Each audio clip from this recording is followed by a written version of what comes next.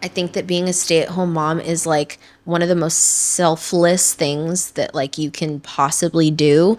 And I don't know. I feel and let me just say there's like no disrespect to working moms because that's a whole other like I think that's my thing is I'm just like we should just all be proud of each other for how we're doing it, however way we're doing it.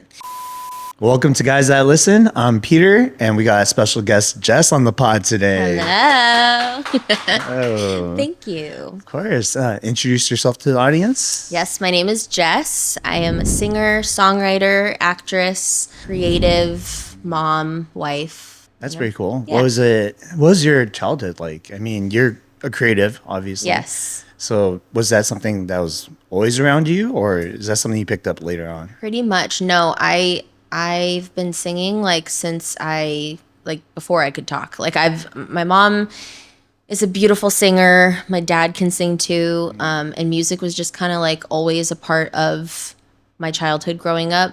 I was also extremely close with my grandfather, and he would like play guitar and sing also. So I was just always kind of surrounded by music and always loved to sing. I have like so many videos of me like performing for no one sometimes, and then also for like my parents and stuff. But I had a beautiful childhood. I had extremely supportive parents, and to this day, like that remains the same. They've supported every single thing I've done, really.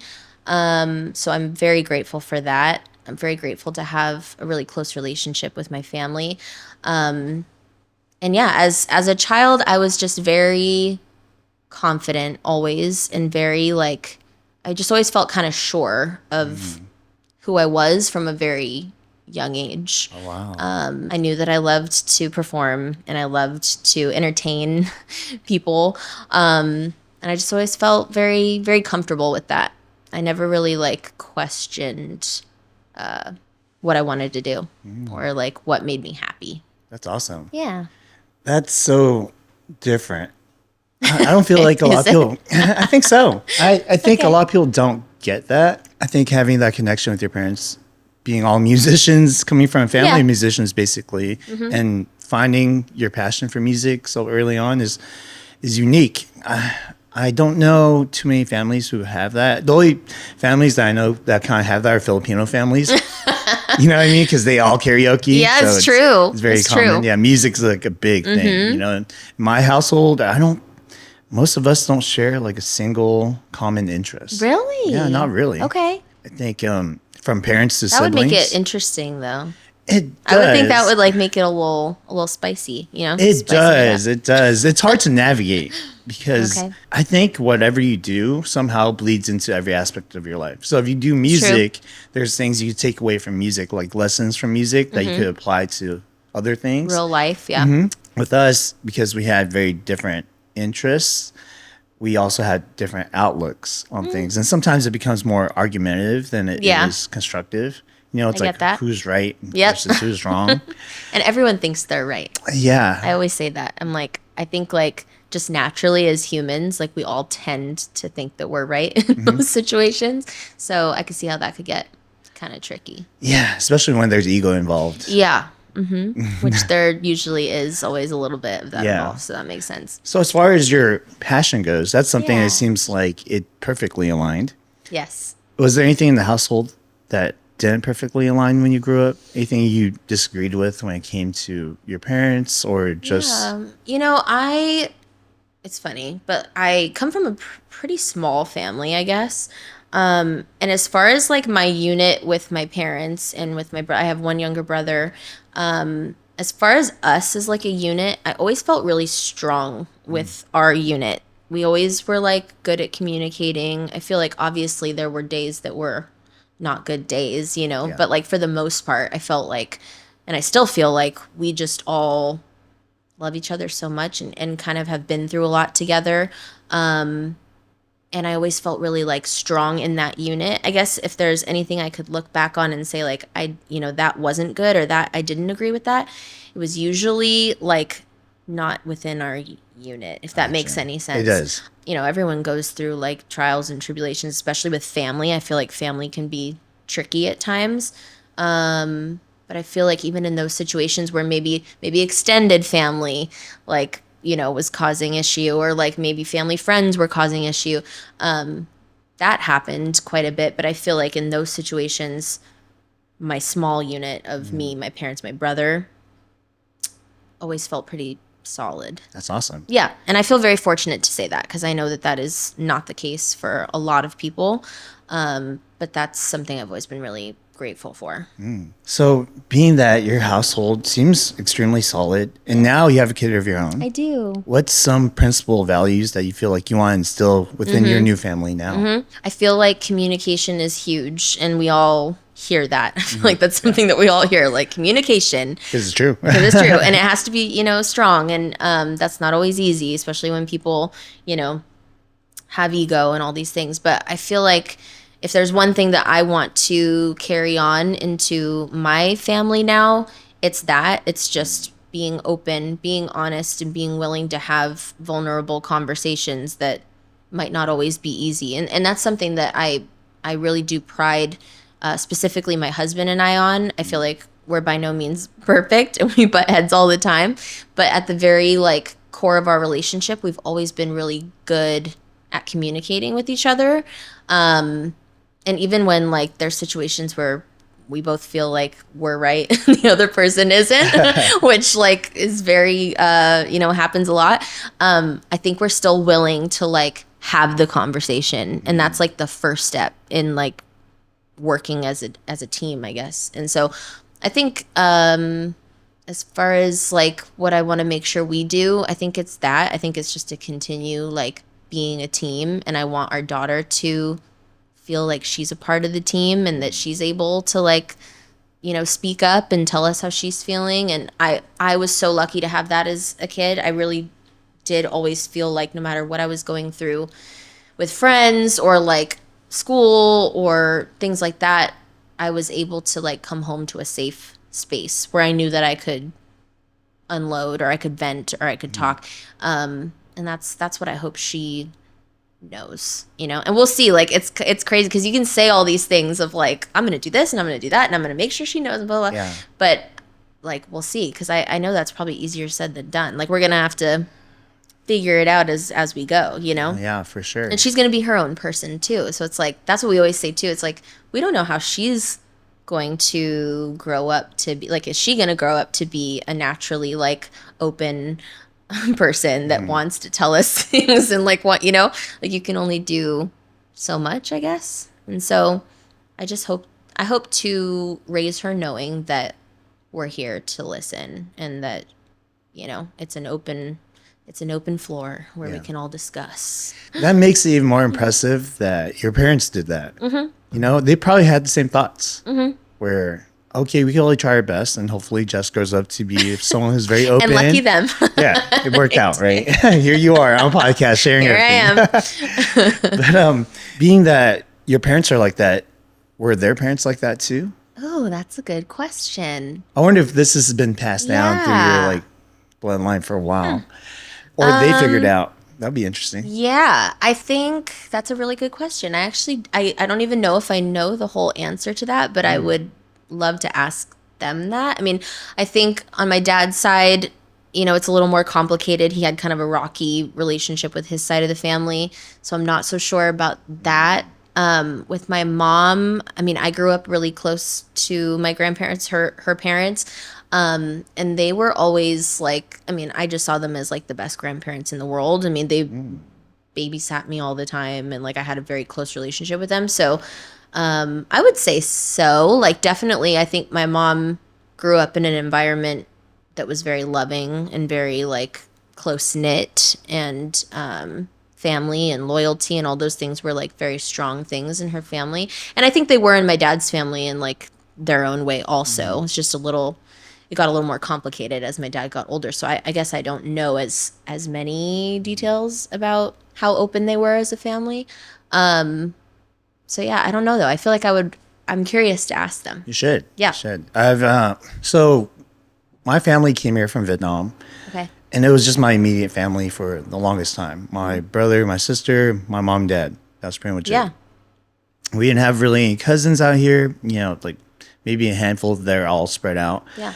And, you know, I went back to Vietnam to meet my family. Oh, okay. Well, I went back when I was 5. That was the first time. I didn't go back again until I was 25. Okay. And everything clicked. Like, I saw my family and I was like, oh, I see why my parents are like this. Okay. Yeah. It's interesting. It is. Because in our family, we don't really communicate that well. Okay. And also with my parents, it's harder. You know, there's a language barrier of some sorts.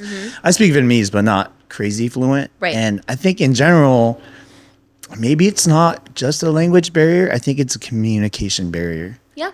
When you don't know how to express yourself, it doesn't matter what language. Totally. And that usually does go back like generations. It does. You know, when there's issues with not knowing how to vocalize what you want to vocalize. You can usually find a trail back. Yeah. So you're right. Like if I do know how to vocalize and my parents know how to vocalize, then that must mean that they come from, There's you a know, pattern. at least some kind of background where they felt able to do that as well. Yeah. And that's interesting. awesome. That's awesome that Yeah. you have that. And that's probably what your daughter's going to be like too. I hope which so. is a good thing. I hope so. Yeah. And I see. So in my case, it's a little different, right? Because my family has a hard time communicating. So I acknowledge that and I hope to change that. You know, now that I see of it, course. because I'm not sure, I don't want to speak for my parents Yeah. or my family, but I'm not sure if they understood that they weren't good at communicating. Right. Maybe not. Yeah. I'm willing to bet not. Yeah. You I'm know? assuming too. I Because think- everyone, like, goes back to, like, I think everyone inherently, to some degree, like, believes that not only that they're right, but, like, that they're doing their best or they're working with what they can or, Yeah. you know? Because I think we all want to believe that about ourselves. Like, we all want to believe that we're doing the best we can, you know? And even when we're not, sometimes it takes a while for that to click. Yeah. You know? When I was a lot younger, probably in my teenage years, Mm-hmm. I used to always think I was right. Yeah. And only probably, I want to say in my late 20s, Mm-hmm. was I not only okay with being wrong, Yeah. but I encouraged it. Yeah. You know, That's like, great. Yeah, like tell me, you know, like Yeah. let's figure something out. Yeah. Let's learn more. Yeah. You know, it's like that saying, the more you learn, the less you actually understand and you know. Yeah. Yeah, it's like that. And for me, like there's so much more to learn out there. And I felt like if I didn't change this about myself, the fact that I always thought I was right, nothing was going to change about my That's situation. true. Because if I knew the best and this is what I got out of it, Yeah. Then Then I'll like where start. can you go? Where can you go from there? exactly. Yeah. Exactly. It'd be kind of boring too if you knew everything, you know? Yeah, I mean, it wasn't boring for me, just because there's a lot of arguments, and I also noticed that I've argued. I'm a lot less argumentative now. That I'm willing to accept that I'm wrong.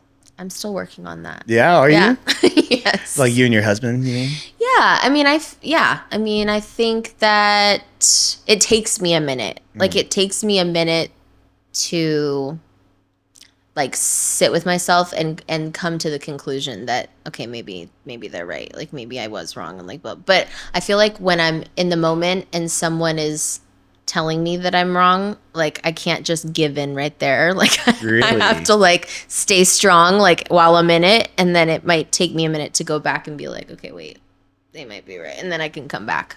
But, like, I think it's just in me to, like, I'm pretty convicted usually, like, in my stance on things.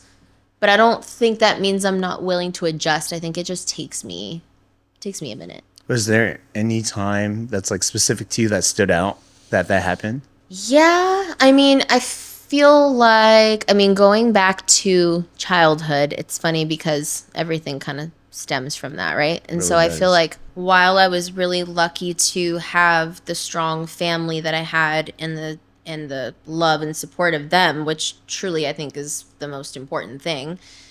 On the other hand, I found myself like I always felt really misunderstood Oh, as a child, and I feel even as an adult that's carried through, because I was so confident and I was so excited about my passion. I was the little girl that I auditioned for every play. I was like, if there was a solo that I got to sing at the school assembly, I'm going to go audition for it. And if there, like that was me. And I think everyone who knew me, if you were to like ask people about me, I think a lot of people would say, oh, she wanted to be famous, or like, oh, she dreamt of, being a superstar. She always wanted to be in the spotlight. And that was all totally true. But as much as that can be a positive thing, I think that especially, I hate to say it, but being a girl, I just think that a lot of other girls especially maybe mistook that for, oh, she's conceited. Oh. Or, oh, she's stuck up. Or, oh, she thinks she's better than everyone because I heard that a lot. Like, well, you just think you're better than everyone because, you think that you can audition, or you think you're going to get this audition, or you think you're going to, get the role or get the lead role or whatever. I always saw that as such a positive, fun thing. So I think as a child, it kind of like that kind of smacked me in the face with like, wow, like that is, I would hear words like conceited or Wow.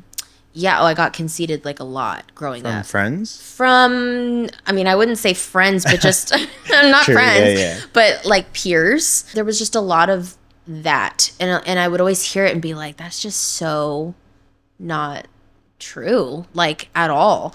And I do think, again, I hate to say it, but I do think it's a little bit of a girl thing. Like I think that this was probably like honestly mostly my preteen years that this like was the most prevalent, I guess, and that's just a rough time for everybody. And like if you had a nice time being a preteen, like I envy you, because I just think that's like generally kind of a tough time. Yeah. You're figuring out who you are and like just friendships and relationships and all these things. And so for me, that was just a time where I don't know, I was just kind of opened up, I guess, to like the idea of my true intentions not being seen by others. And that was like so frustrating for me. And to this day, it's so frustrating to me. Really? Oh, it wow. really is. Yeah. Cause I don't know, like I think that I guess confidence can be misconstrued sometimes and seen as something else, or seen, and for me, it just, I never genuinely felt that way. I also had like so many insecurities. Like, I may have been confident in knowing what I wanted to do and knowing maybe what I was good at and knowing my talents or whatever, but I was still I was still a teenage girl, like figuring out life. And like, I actually have like a perfect example, I guess, or funny story. Not funny then, but like kind of funny now to look back on.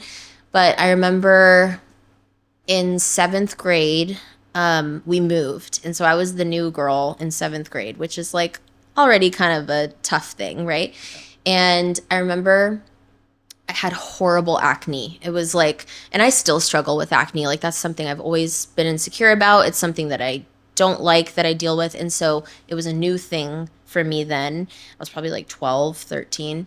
And I remember being in class, I think it was like a math class, and I was like, I had this little, I'll never forget, like this little makeup compact with this like gross like foundation that I would just like pack on my face because I was just trying to like conceal my pimples, like that's, and so all day I was like kind of checking, and like I'd always make sure like that they were covered and that like no one could see my skin because I was super insecure about it.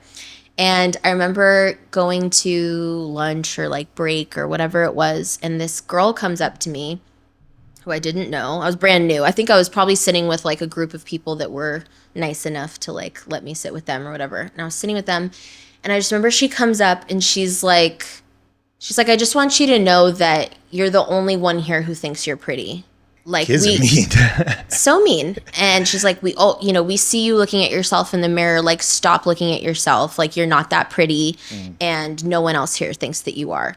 And I remember being like, first of all, so like thrown back because it was probably the first time I've ever had like a confrontation like that where someone is like saying such mean things to my face. So I couldn't even tell you what I said back. I don't even know if I said anything. I don't even remember. But I just remember feeling so like, wait a minute, like that's not, I'm looking in the mirror because I'm like painfully insecure about how my skin looks. You know what I mean? Yeah. And that was being misconstrued, misunderstood as me like admiring myself, you know?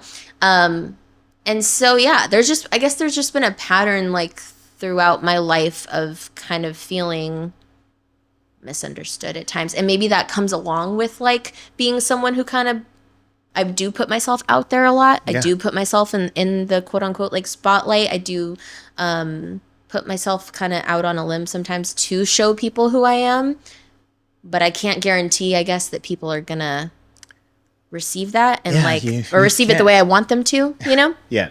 So it's something I've learned to like deal with better, you know, obviously, and accept better. But I can't lie and say that it doesn't still like hurt sometimes, you know, or it's not hard. It is. Of course. It's something I feel like a lot of us have to deal with. Mm-hmm. I've come to terms with the fact that I cannot control other people's thoughts. Yep. And how they receive what I do. Mm-hmm. And I think it's even more strange as a guy, almost. Yeah. You know, when I put myself out there, people are like, "Oh, Peter probably thinks he's so fucking cool." I'm like, no, not really. Like, I just want to put myself out there. I'm just like sharing, you know, and I found myself become more self-conscious about stuff like that. I'm in my fucking late 30s now. You know what I mean? I still think about things like that. Of course. But I am more open to doing it regardless of what people think. Good. Yeah, and it's hard though. It's so hard, you know. I think it's like we have the best intentions. I mean, not everyone, but most of us do. You know, we're not really asking for like too much, but I think that could really stop people from doing what they really want to do. Yeah. One of the things I talked about in here was, and this is not like asking for attention or anything like that, but it's more so I want to be able to speak less filtered. Right. You know, I have thought about a couple of questions after a podcast where I'm like, why didn't I ask this? Because I was worried about what the person might think or maybe what the audience might think. But I think it's a good question, you know, and my intentions are not to do this or that, to harm, no malice. But at the same time, I know that people are going to receive it the way they're going to receive it, right? And being someone who puts their stuff out on the internet, and I'm here. I'm very transparent. Yes. With like as am I. with my flaws and how toxic I've been, and you know the things that I'm still toxic about. You know. Yep. And it's funny enough that when I put those things out, I don't really get nearly as much judgment. Totally. But it's the stuff that seems like better. Yes. Better than life sometimes. That they're like, oh, this person's lying. Oh, they're insecure. This is not true. 100%. I'm just like, whoa. I feel that way too. Yeah. I feel like anytime I post something or I share something that is, I don't even want to say vulnerable because it's not vulnerable, but like, or it is vulnerable, but that's not why I think people, I don't know the word to use, but yeah, if I'm pointing out something that is a weakness of mine, or I'm pointing something out that is like a negative thing about me or my life or whatever, I tend to get more like, I don't know, like support or like people saying like, oh no, you know, and they almost want to like embrace because it's like,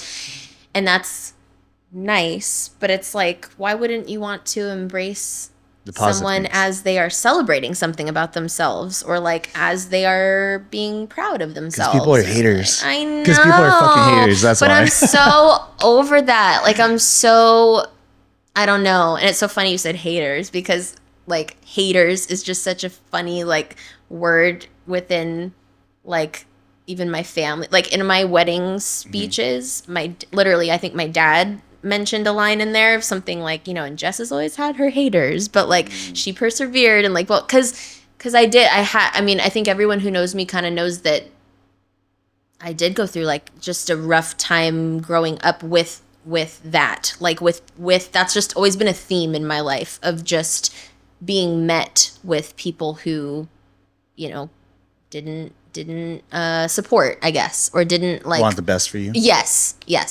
And so it's just funny. The word haters is just so funny because that's what they are. Like it sounds funny sometimes to be like, oh, you have haters, but it's like, well, what else are you gonna call them? Yeah. Like they just like. Sometimes I call them frenemies. Depends on how close they are in proximity. True. I think I've had a few of those as well. Yeah, yes. You have people who act like really nice to you, and then they're just waiting for your downfall, and you're like, oh shit. And then it never comes, and it's like, joke's on gotcha. you. Exactly. You know, with putting out content, Yep. now we get like anonymous haters, right? So people from Oh, the God. internet that I don't Yep. know.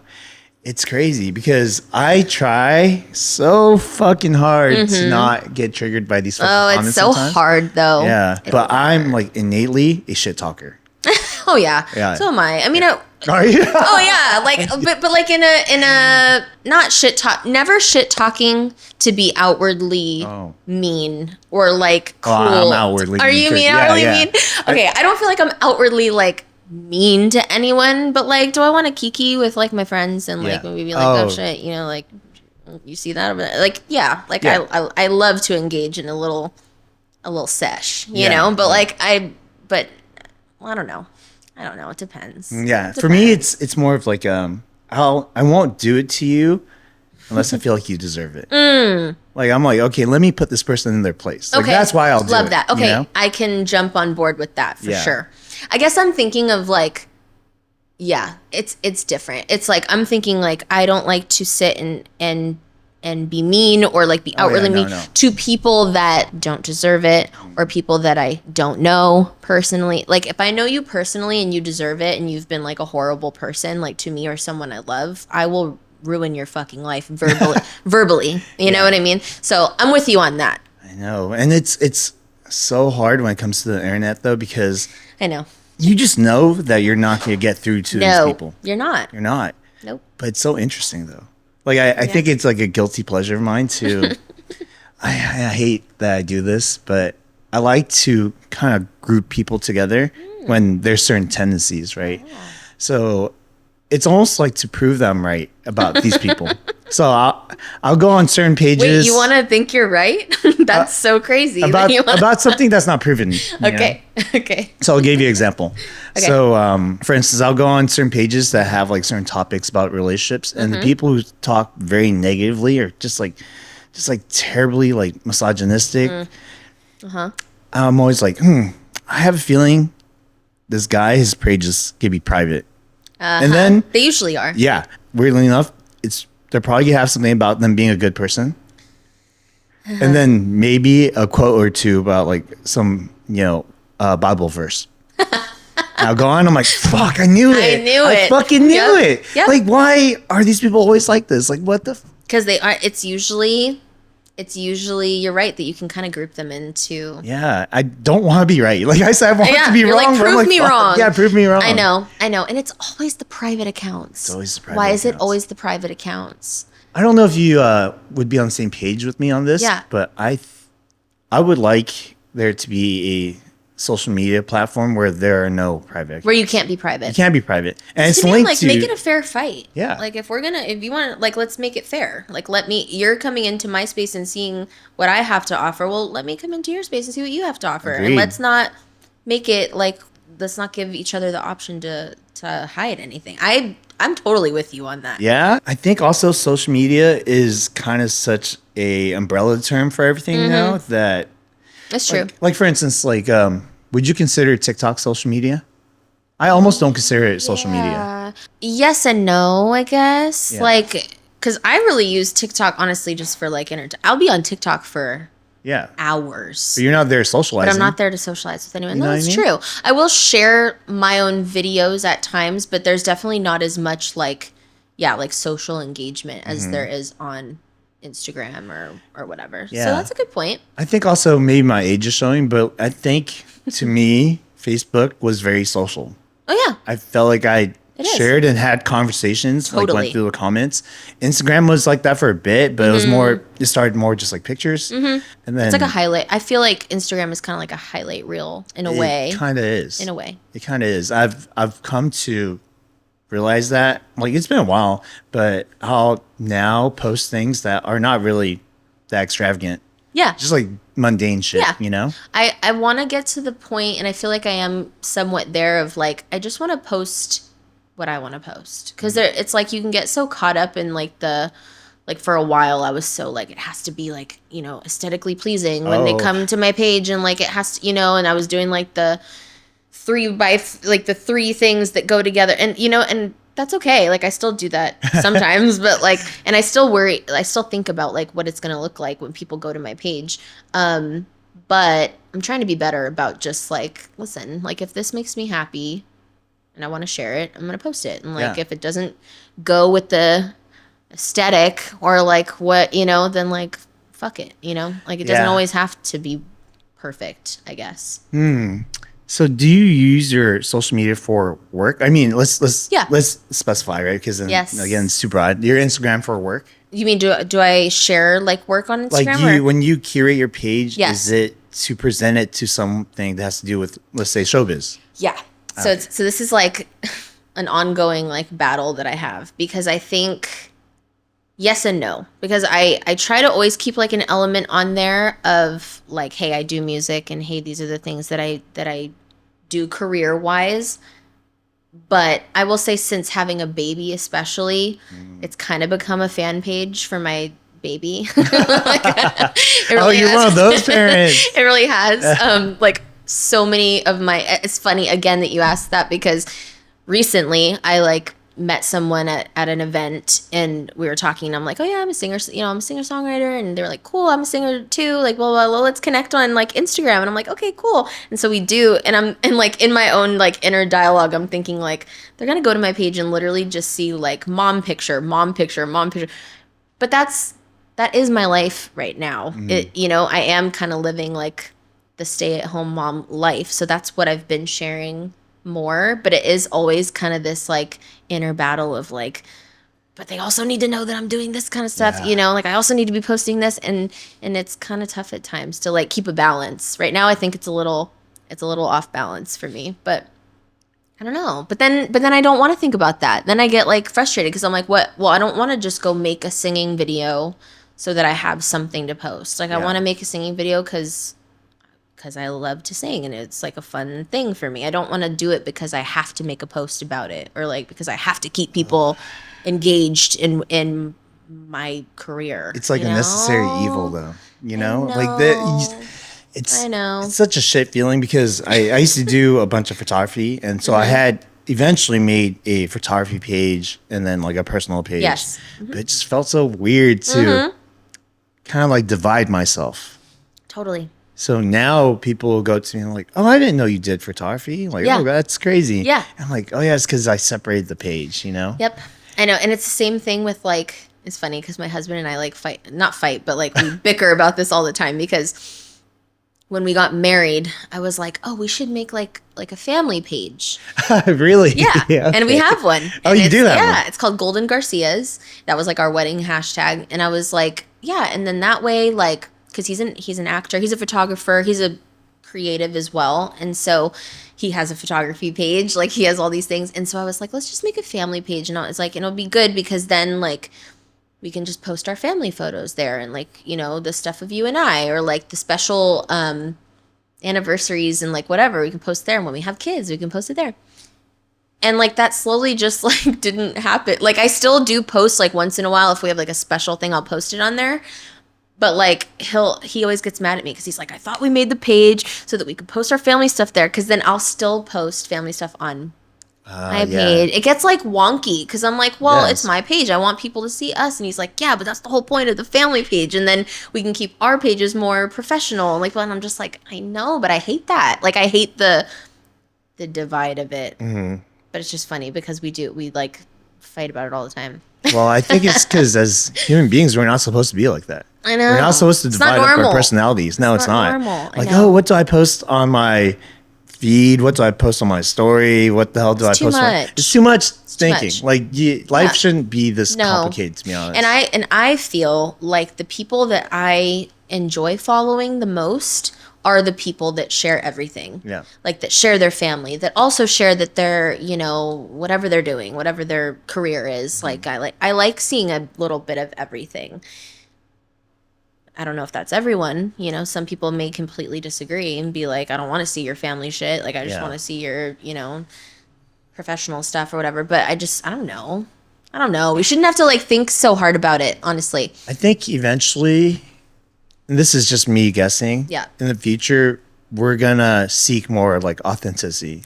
I hope so. I think that's what's gonna happen. We talked about this a little bit earlier. Mm-hmm. We talked about how this camera is about to shoot on 6K, and I was like, Just because it's sharper doesn't mean it's That's better. true. You know what I mean? Totally. Like we want to have high quality stuff. At the same time, like we're flawed. We're human beings. It's okay for it not to be To like not the be most perfect thing. Yeah. Or not be totally like organized in the correct way or whatever. Because now we kind of have something that's going that way. And what I mean by that's like AI, right? We have robots, we have computers, we have things that are now curating things to a T. I find it terrifying. Yeah? I find it so scary. What part? I don't know. Like, I don't know. There's two sides of it for me. Like, there's one side that I'm like, is pretty cool. Like when they first started coming out with those apps where you could like put your photo in and then it would make you like an anime version of yourself or like a like different you from the 80s or something. Yes. Like I'm guilty of like loving that. I think it's really cool. I think it's cool that we can do that. But like when it gets into like replicating I don't know, just people's like that was the whole thing with this whole SAG strike that just happened, the actor strike. What was that about? My husband's an actor. I am as well, but he's like working actor and he's all up in the mix. And there was just actors and a writer's strike. And I don't know like everything about it, so I can't speak totally on what it was, everything that it covered. But I know that one of the things that it was about was AI, because I think, again, like don't quote me because I could be slightly wrong, but I think one of the things that specifically actors were fighting for was for there to be like I don't know if it's a law or like a rule put in place that like they can't use AI to like have the same likeliness of like actors. Like they had to have some kind of rule like put in place because people were starting to get nervous that like sooner or later we're not going to need fucking actors like in movies because we're going to be able to like create them with artificial intelligence. That's scary to me. Like that, the thought of that or something that extreme is scary to me. Yeah, I can see that. I do feel like there are applications for that it makes sense. I actually thought about this a while ago. Maybe this is crazy, but I had a cousin who passed away last year, and Sorry. that's fine. It was a weird thought, but I was like, oh, wouldn't it be crazy if there was like an application where you could have an AI version of someone who's passed? Wow. It's almost like a farewell type of thing. Because my family who's been grieving with it, especially my aunt, that's her daughter. Like I feel so bad for her. She's struggling a lot. Like nothing worse. Yeah, to have your daughter pass before you, I can't even imagine. No. So I was like, maybe there's a use case for that. I'm not sure if it'd be weird, but I think it could go either way, right? Some people are very good at letting go. Yes. When people pass. Yes. Some people, it breaks them. Right. They never recover. And I think in those cases, like it might be useful. Yeah. And I saw a video recently where this girl, she's dying. She has cancer, and I think she was like 29 or something, and she did a living funeral. Wow. Yeah, that was a very interesting concept. Okay. So basically, like, just before she goes, being able to, like, celebrate with her family and say, wow. Yeah. Okay. So they came up, gave speeches about her while she's there. I kind of love that. Yeah. But I agree with you. It's like I could see both sides. I could see how that would be for some people like too hard or like too hard to deal with when you know what I mean? But I could also see how it's beautiful in like its own way. I mean, I know for me personally, like as you were talking about the like helping with grieving, like if you could see a loved one, like personally for me, I think I would love that. Like I've been fortunate to not like lose a whole ton of people in my life, but my grandfather passed when I was 8 and I was extremely close with him. And even though that was like so long ago, in some ways it doesn't seem that way. But when I think about like if I had the chance to like see him like in a way or like have some kind of like recreation of to where I get to like talk to him or like feel like I'm talking to him, I think I would love that. Yeah. Me personally, I don't know if everyone would feel that way, but I think I would. Yeah, I think it depends. And this is gonna sound weird. It depends on the person, and what I mean by that is like who that person is to you. Right. Right. Because I don't think anyone would be against talking to someone that they love seeing. Right. You know what I mean? Right.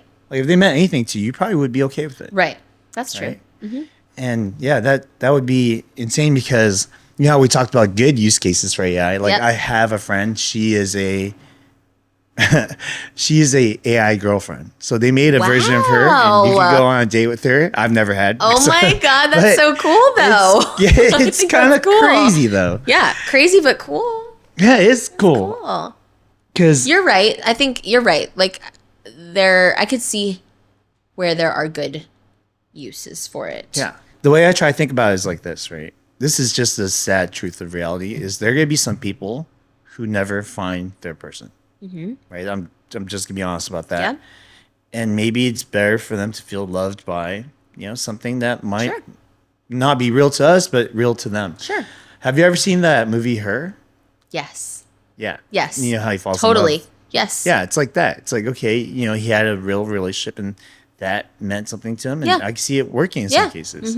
Like it's weird that we're talking about this now. It is weird. Like that movie was so old and now I know, it's but like, it doesn't seem that old. No, it's not. I think it's like 10 years old or Yeah. something like that. But now that's like a thing that's happening. It's happening. Yeah. It's crazy. It It's cool, is. but it's scary. I don't know why. I couldn't even tell you why it scares me because it doesn't pose really any like threat to me, I guess. But like, I don't know. It's just a crazy thought. Did you ever see the movie? It's like, I kind of feel like it was like a B movie, but I always loved it. I think it was called Simone. Simone came out in like the early 2000s. It was with Al Pacino, and he like creates or he doesn't create. There's like a scientist guy who like creates a computer generated like pop star / she was like a pop star actress, like Okay. she's like the new big celebrity, and Al Pacino plays like a movie director, and he starts having like the computer generated star in all his movies, and then it becomes where people are like, they think she's a real person, and so everyone's trying to like see her in real life, and like they can't. But that's interesting because I want to say that movie came out probably in like 2000 or like 2001. So like 24, 23 Like that years could like ago. very much be happening now. I know.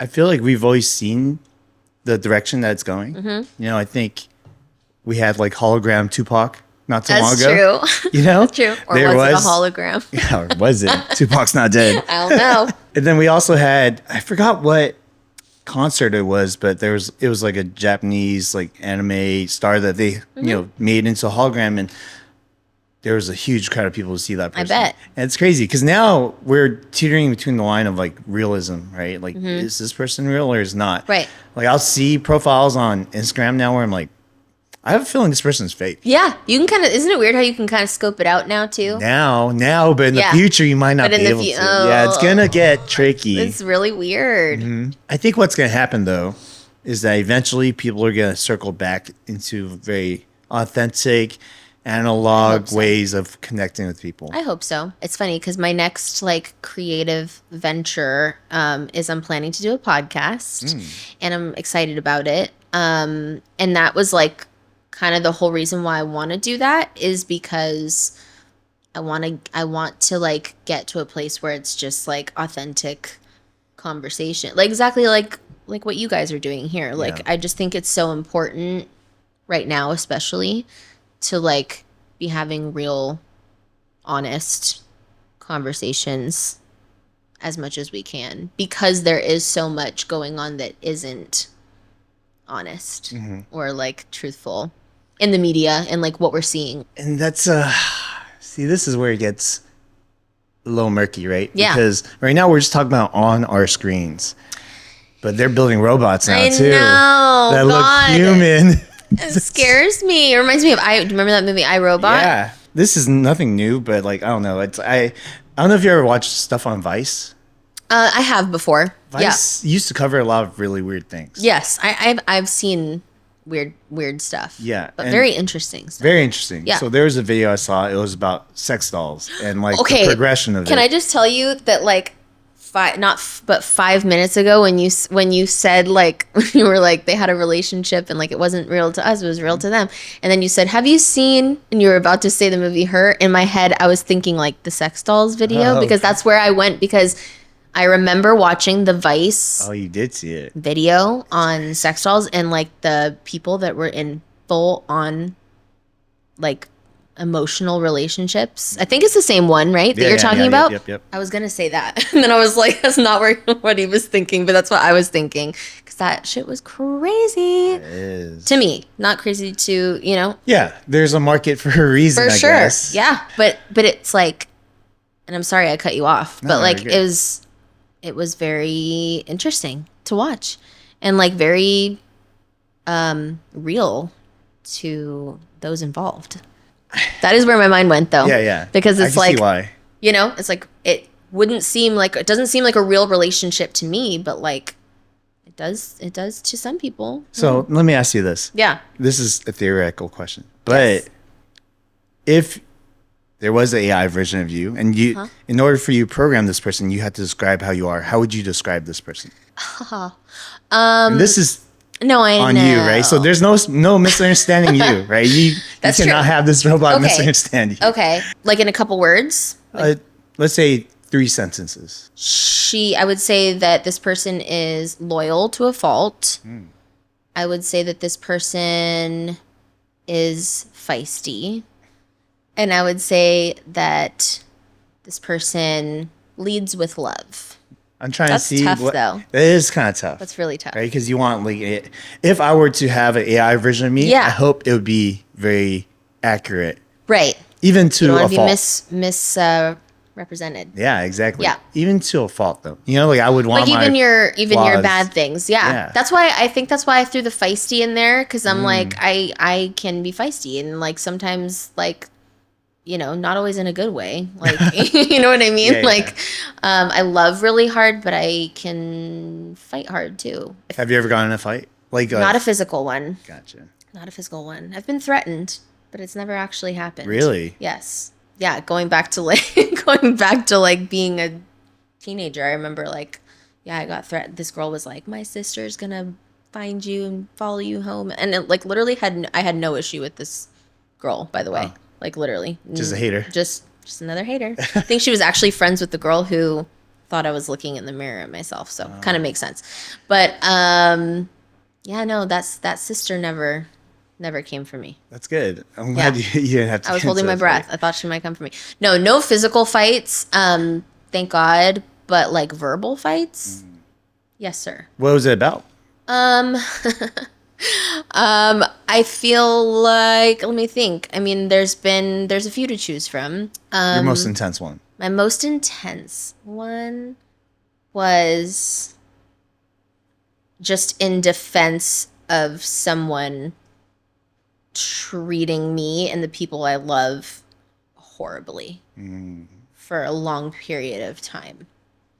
And just kind of, it was like a fuck you forever Oh wow. type. It started as a text, but it was that kind of like the end of the rope. Was it something that you've talked about before, or did it just explode? It was something that's No, it was something that was like, there had been like little incidents, like teeny tiny little incidents for years. And then it just kind of came to like a boiling point. yeah. No, I feel you on that. And I'm not like proud of that. Like I'm not, I don't like to sit here and say like, oh, I told that person whatever. But sometimes I feel like you have to. At a certain point, it gets to a point where like, if I'm to a point with someone where me allowing their behavior it correlates to me feeling like I'm disrespecting myself, then it's time for you I agree with that. you to go. Yeah. Like you're done. That's good rule of thumb. That's how I feel. No, I agree with you. I think I have a very high threshold for bullshit. But yeah, if it gets to the point where I'm like, okay, now I feel like if I'm allowing you to do that, I'm disrespecting who I am, or I'm disrespecting like the people I love. I agree with that rule of thumb. Yeah. I would do the same. Yeah. I feel like. You know how you mentioned earlier that like you and your husband, you guys butt heads sometimes? Yeah, But you of guys course. are willing to communicate. Was that something you guys established very early on the relationship? Yes. I feel so him and I were actually we were like acquaintances, I guess, for a couple years before we started dating. And so I just kind of knew him, like we had mutual friends, and I kind of knew him for being, another creative person, and we clicked on that level. But I never really saw him as like a potential romantic partner. I just didn't, and that's not like even just that's not a bad. I'm not saying that is a bad thing. Like I just always saw him as a friend, as someone that I admired kind of from afar. And then when we started dating, I think the thing that kind of like made it all click and drew us to each other is that we are, even though we're very different in some ways, we're very, very, very similar in how we communicate. We're both Geminis. And I feel like, I don't know if that means anything to you. It like does and it doesn't to me, like ish, Yeah. I find it interesting that a lot of things do align with us both being Geminis. We do communicate very similarly, and we both are pretty like stubborn. Like, and when I say stubborn, I guess I mean it goes back to that thing of like I'm pretty convicted in like how I feel and my opinions. I think he would like to say that he's not, and he would like to say that he's more flexible. I don't always agree. I think that he's very stubborn as well. But I actually don't mean that in a bad way. I think it's like I respect him for being like headstrong in how he feels, and I think he respects me. It's just that when we disagree with how, or our feelings don't align, it can get like a little tough because we'll be there talking for, hours. You know what I You guys did mean? for hours? Oh yeah. Oh God. Oh yeah. That's crazy. Because yeah, we both like, I think we both just have a lot to say.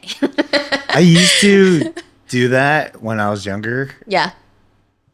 And then you And got this- tired. I got so tired. It's so exhausting Yeah. because I know. my thing is that I don't like running around in circles. I know. I'm not fit enough to do that. I know. So I if think I can feel- run in circles longer than he can. Really? Yeah. You'll I could tire keep him out. going. Yeah. I could keep going. I could. And there are many times where he'll be like, okay, like we already said this, like we already went over this. And I'm like, I know, but let me just tell you like one more time, like just so I know, you know. but I don't think you know. I know, it's true. It's true. And yeah. But to answer your question, like, yes, I think that was something that was established like very early on in our relationship, was that it was very clear to me that he was like open with his feelings and emotions and didn't have a problem like talking about things. Yeah. And I think he got that from me too. And so even though, we might run in circles sometimes, generally I feel like we do well with conflict. I think that we do well with working things out between the two of us, which really, and it's so funny because it's like we really don't fight often, but I feel like when we do, it's like we take the time to like really like figure it out, because that's what I don't like. And that's why I run in circles, because I can't leave, and again, this is a flaw of mine. Like this is something that I want to work on or change. I can't like leave a conversation feeling like we still disagree. Oh. Or like feeling You like can't agree to disagree? I can't agree, or I can, but like it's very hard for me to like feel like we still don't understand what the other is trying to say, or like and maybe that goes back to like feeling misunderstood a lot of the time. So now it's like if someone isn't getting like my intent, or like you're not getting like how I feel, I can't just say like, well, you don't get it and that's okay. I can't, like, it's I will do anything I can to like drive it home, and that probably does come from all those times where I felt like I wasn't being understood. So now I will do what I have to do to be understood. Damn it! Like you're gonna get what I'm Jess. saying. That's wild though, Jess. I'm exhausted hearing I'm this. sorry. How does he feel? I mean, tiring you you. tire him out. I can't do. imagine I know, like I'm how sorry. he feels, because it does take up a lot of energy to It does. argue. Like, It does. again, I used to be that person, meaning that my significant other wasn't. So I would just tire her out, and she'd just be like, I get it. Can we talk about Right, something right, else? right, right. I'm like, no, you don't get it. Yeah. Like, let me explain to you Yes. the 50th time, Yeah. And it got to a point where what I understood was I wasn't communicating properly. right? And typically, important. I'm not sure how you're communicating when you're talking to your husband, but it's not in the words I say, it's like my tone sometimes. Yeah. Where, and this is probably has something to do with the fact that most of my exes are very soft spoken, and I'm not when I argue. I'm not either. Yeah. So they always say like, "Why are you raising your voice?" You're like, I'm not. I'm just. Yeah, I'm just passionate. I'm just passionate. And that's tough because I'm an artist and I'm sensitive about my exactly, shit. Exactly. Yeah. But then I came to realize, because I used to just think about it, like, this is just the way that I communicate. Yep. And I'm just being honest with you. Yeah. But at the same time, I realized that this is not the appropriate way to communicate in a relationship, or in this one. Right. Right. Because it's like love languages almost. It's like you've like heard, like, have you heard about like the different love languages? And it's like, sometimes you have to think about that with communication too. Cause it's like how you might receive, something isn't how someone else is going to receive something. Like we all receive things just in a different way. And that's what makes me think of love languages. Cause it's like, you might give love by giving a hug or like, giving a kiss or something, but that might not be how that person receives love. That might not make them feel loved. They might feel loved by you taking the trash out really quick, or like, you know what I mean? Like everyone has like their own way of giving and receiving love and information. And so it's like, it's important. It's definitely important. And tone is a big thing too, because it's the same with me. It's like, I don't think it's ever what I'm saying that is like, I never like say anything with like malintent, or like I'm never trying to be like, but my tone or like my voice may sound raised, like, and that might be why sometimes there's like a miscommunication sometimes, because you're right, it could be like, okay, like, why are you yelling, or like, why are you like, why are you mad? And it's like, I'm not mad, I just like want you to hear me. It gets you more mad. Yeah, exactly. Now I'm mad. It's crazy. Yeah, that's tough, because I've never called any of my significant others names. Like I've never called them stupid. I've never called them a bitch. I hate stupid. Yeah, I hate that word. Like I don't ever want to be called stupid. Yeah, I mean, it's just ugly. It's just like an ugly word. Yeah, and I think calling your significant other that is kind of rough, because in a way that's almost like securing the fact that your relationship's going to fail. Because if you think your significant other is stupid in a way that's like disrespectful, then I think you're already on shaky foundation. And also, like, what does that say about you?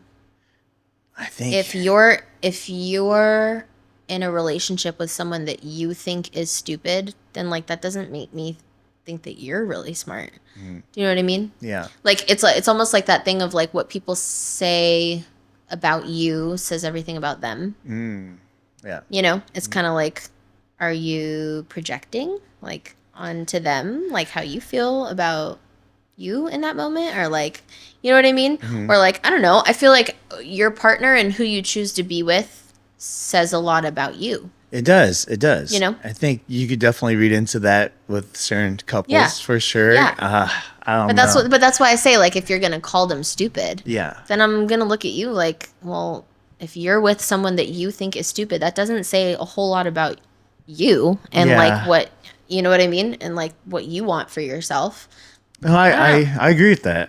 Or bitch, like if you're gonna call her a bitch, it's like, well, then why are you dating someone who you think is a bitch? That's weird to me. Then like I don't put your I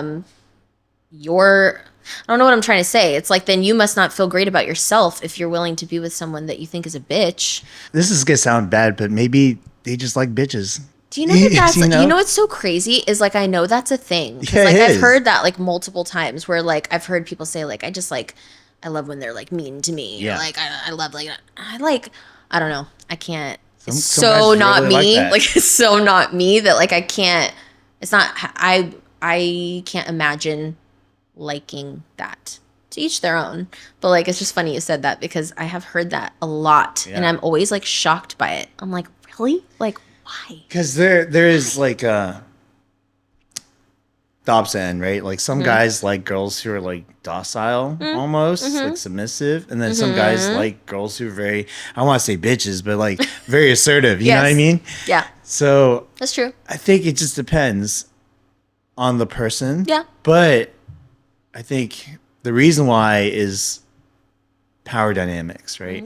Like I think people who like people who are very assertive too, they want someone who's like on their level, so to say. You know, I don't know Yeah. how you would gauge Yeah, that. yeah. No, I get that. And then people Someone that who- can hold their own. exactly. Yeah. And then people who like people who are more submissive, more submissive than they are, like having that power, having that control. Yeah. You know, That makes sense. and So it interesting. is, Yeah. is. But I think the reason why is for the people who want someone on their level is that they want someone who's going to drive them also. You know, they don't want someone who's just going to stay there. They want to be called out. I had an ex that one of the things that she loved about me was just like, I like it when you call me out on my shit. And I was like, oh, that's really interesting. Yeah, I like it to a degree. I'm like, call me out of my shit, but like nicely. You know what I mean? Call me on my shit, but give me princess treatment. Exactly. still. Yes. So since we talked about all this AI stuff, Yes. let's talk about human needs, right? Yes. And let's talk about culture. So Yep. in Japan, like I was talking to you about it a little bit earlier, Yeah. their birth rates have declined, Mm-hmm. and that's due to women being more career driven, career focused. So they don't really have time to be in relationships, Yeah. or that's what they think. Yes. But they still have needs, Yes. right? So you mentioned the people you could pay to like cuddle Yes. Professional cuddlers. you. Yeah. Which I But- totally I get. I like just get I get the need to cuddle.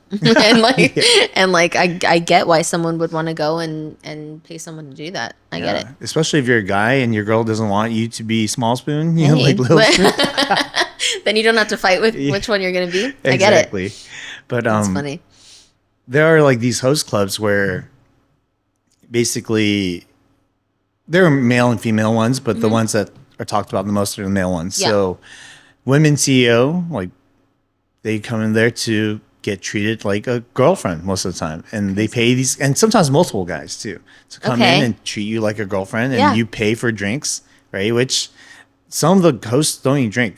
Most of them Right. do, but their goal is to get you to spend more money. But when you say like treat you like a girlfriend, Yeah. like how? Like Oh, you're so beautiful. Like, let me get you a gift. You know, Okay. would you like anything else to drink? Like, how's your day? Things like that. okay. Like, let's vent. Like, you could vent to me. Okay. Yeah. Okay. So I guess So my question to that is, what happens if you are doing that and then you like start to develop feelings? As the host? Or- Is the host the person? male. The host is yeah. male. So no. Well, both. I think I meant more like the woman going in, the CEO going in, who's paying. Like, what if she ends up like developing feelings for this person who is like pretending? That's Then actually what? the point. That's actually Then the what? point. The Yeah. point is for them to develop feelings. So as Okay. the host, your main goal is to get them to fall in love with you. So they spend more money, right? So crazy. So if you're doing Then what happens if they're like, okay, like I want your number, like I want to see you in real life, like not in this paid environment. so they sometimes entertain that, Okay. but they still also have their job. Okay. That they do. Okay, so you'd have to be like okay with knowing that they're gonna continue Yeah. to work the job. I mean, this sounds like a terrible comparison, but it's like dating a porn star, right? Yeah. Like you No, know yeah. that that's their profession. Right. That's what you date them as. Yes. Like you can't expect them to get out of it, which Yes. tends to be a thing that a lot of Yes. people want to do. It's like, I can change you. You don't need this anymore. Right. I'll save you. Yeah. Yeah. But at the very end, it's like, are you going to pay for their bills? Sometimes it does happen, but again, Not all the time. No, not all the time. And I think they just understand, like, this is my profession. This Right. is what I have to do. And even though the host might catch feelings for the female customer, like Yeah, that's the other side. the other side of it, yeah. I'm sure it does happen, right? We're humans. We're not robots Mm-hmm. Right. yet. Yet. Yeah. Dun, dun, dun. So you just gotta understand that, like, this is your career, weirdly enough. And I think they'd be more inclined to it if they're at the tail end of their career, meaning Okay. they're thinking about You're leaving like anyways. ready to get out. Yeah, like live, I'm leaving live anyways. a quote unquote normal life. Yeah, a Yeah. house husband. You Right. know, like Yeah. they're ready for this shit. Mm. It's funny because I always talk about needs and wants, and I always when I grew up, I always thought needs was like water, Food, food, sleep, shelter, yeah, sleep. Yeah. but never these like Emotional emotional needs. Yeah. needs. Like that was very new to me. It's still kind of like I still have hard time understanding that because I'm not a very emotionally like needy person. Okay. So to me, I'm like I don't get it, but I do get it from other people's perspectives. What do you think, like, what would define an emotional needy person? For me, it would be someone when you need, let's say, you have a bad day and you need to vent, or you need someone to hear you out. If like someone that you can express yourself to, like I don't really need that. Okay. Yeah, I'm like very self-sufficient on my own, and I don't need anyone to vent to. Like it's nice. I understand it from that Yeah. viewpoint, but it's not a need for me. You don't need it. Yeah. Like for me, it's like a cherry on top if I have someone that could do that. Yeah. Why do you think that is? Like, why do you think you are that way? That's a good question. Why do I think that I'm not a very emotionally needy person? Or, like, how did you become self-sufficient? I think I spent a good amount of time trying to understand who I am as a person. And I came to terms with no one's going to know me better than me. I love think that that's one. why. I'm always open to feedback. Don't get me wrong, because my perception is not everything, right? Yeah. I'm like allowing myself to understand other people's viewpoints a little bit more, and it has helped. Yeah. But in terms of a significant other, sometimes that's not when I need it. Okay. You know, like if I'm thinking about like emotional support, if I ever do need that, Yes. it would be like going to a therapist. Yeah. Okay. Talking to, like, maybe someone who you don't know personally, or Yeah. someone who's like unbiased. Unbiased, maybe has a deeper understanding of how the human mind works. Okay. Yeah. I get that. I can't say I'm the same, but Oh, really? How are you? I mean, well, yes and no, because I mean, I've gone to therapy and I had nothing but great experiences going to therapy. And I think there is something about going to someone who doesn't know you, doesn't know the ins and outs of your life, and like you might tell them certain things, but they can give you just kind of like a clear, unbiased answer. There's something about that I do think can be more beneficial to maybe like solving some of your issues or questions that you have about yourself. But for me, and again, I mean, I feel like I keep saying this, but just going back to like the whole thing of not feeling understood or not feeling heard a lot of the times when I was younger and as an adult, but starting when I was younger, I think I do, and it's something that I'm trying to work on, but I do have that need sometimes, or I feel the need for my significant other, or not even my significant other, but like friends or like peers, family. Like I do feel the need for people to hear me. But I think that just like you can kind of like backtrack and see where like you not needing that obviously comes from the work that you did to not need that. Yeah. And then I think for me, even though I have done a lot of work and tried to get better at that, there's still that like trauma maybe that I have, or that comes up once in a while, or like if I feel like I'm being threatened or like or not heard, or then I get like triggered and I go into that mode of like, oh no, you're gonna hear me, like, and I need you to hear me, Yeah. or like I'm not gonna be. It goes back to that like not being able to move on or not being able to move forward until I feel like I'm getting that emotional support in whatever I'm feeling at the time. Yeah. That validation feels good. It does. You know, and I think, and like you said, like it feels good, but yeah, to have it be a need is like a tricky thing sometimes. I don't think it's always a need. Like I don't always need that, but there are times where I might be feeling like more vulnerable or more needy, I guess. I don't know. I don't know. Depends. It depends on like what the situation is. Yeah, I think a lot of me being dependent of that or independent of that has to do with the fact, very similar to you, I felt like I was misunderstood very often. And I just kind of let go of that idea of me trying to change people's minds. And I was like, okay, well, people are going to think what they're going to think. Right. And then in a certain way, it kind of allows me to, I'll have conversations with people about it. But I'm not, like, I'm here to kind of change your mind. But you're not here to prove anything. No. Yeah. I've had friends who have thought negative things about me, which, some of it is true. So I'll admit to that. I'm a flawed person. Yeah, of course. But some of it is not, to where I'm like, okay, I'll explain to you once. I'll make my peace. But if that's what you still continue to think, after that, it's on you. Yeah, it's on you. And that's great. That is something that I feel like I feel like I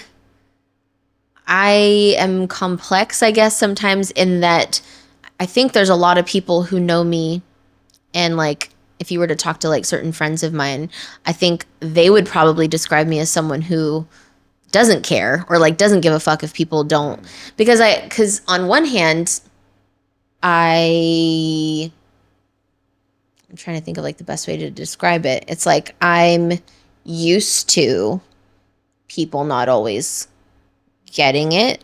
So there's a part of me that has learned that that's just going to happen. And so like in my art or like work or like daily life, I think I do a good job of not thinking about that and like just letting the chips fall.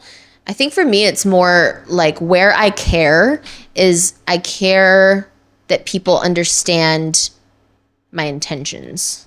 And that's more, I think, when it comes to like personal relationships. Like as far as like what I post on social media or what I put out to the world or like the art that I put out or statements I make or whatever to the general public, like I think I'm a little more free with that and I'm not as worried about that.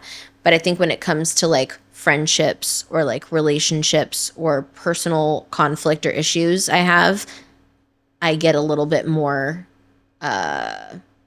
like protective of my intention, and if you're not getting the intention, like I want to make sure that you do. And I think, I don't know, like that probably stems from a whole bunch of different things. I'm not sure why that is. Because a little bit of where it stems from. Yeah. Like some of the roots of it. Yeah. And you've done some work. Yeah. Like you've gone to see a therapist, but it's still still is there, yeah. And this is something I've said a couple times where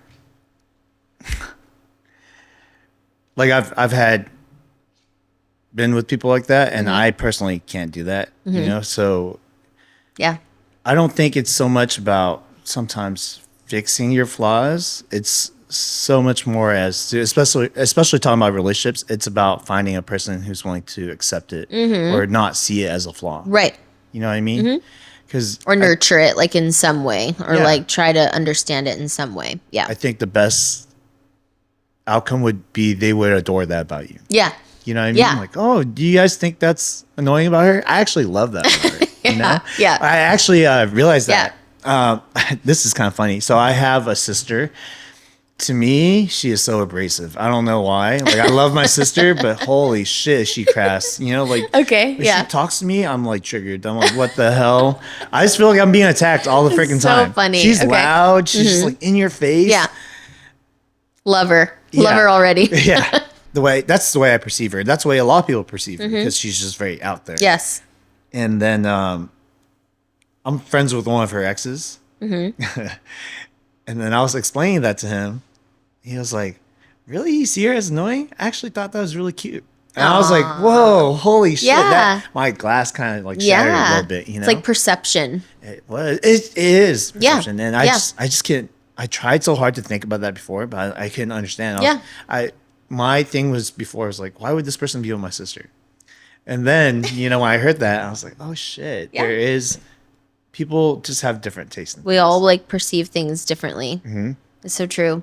I think that like, even with my husband and I, like it's funny because I'll have certain people say things to me about him like, oh, he's so this, and whether it's positive, negative, whatever.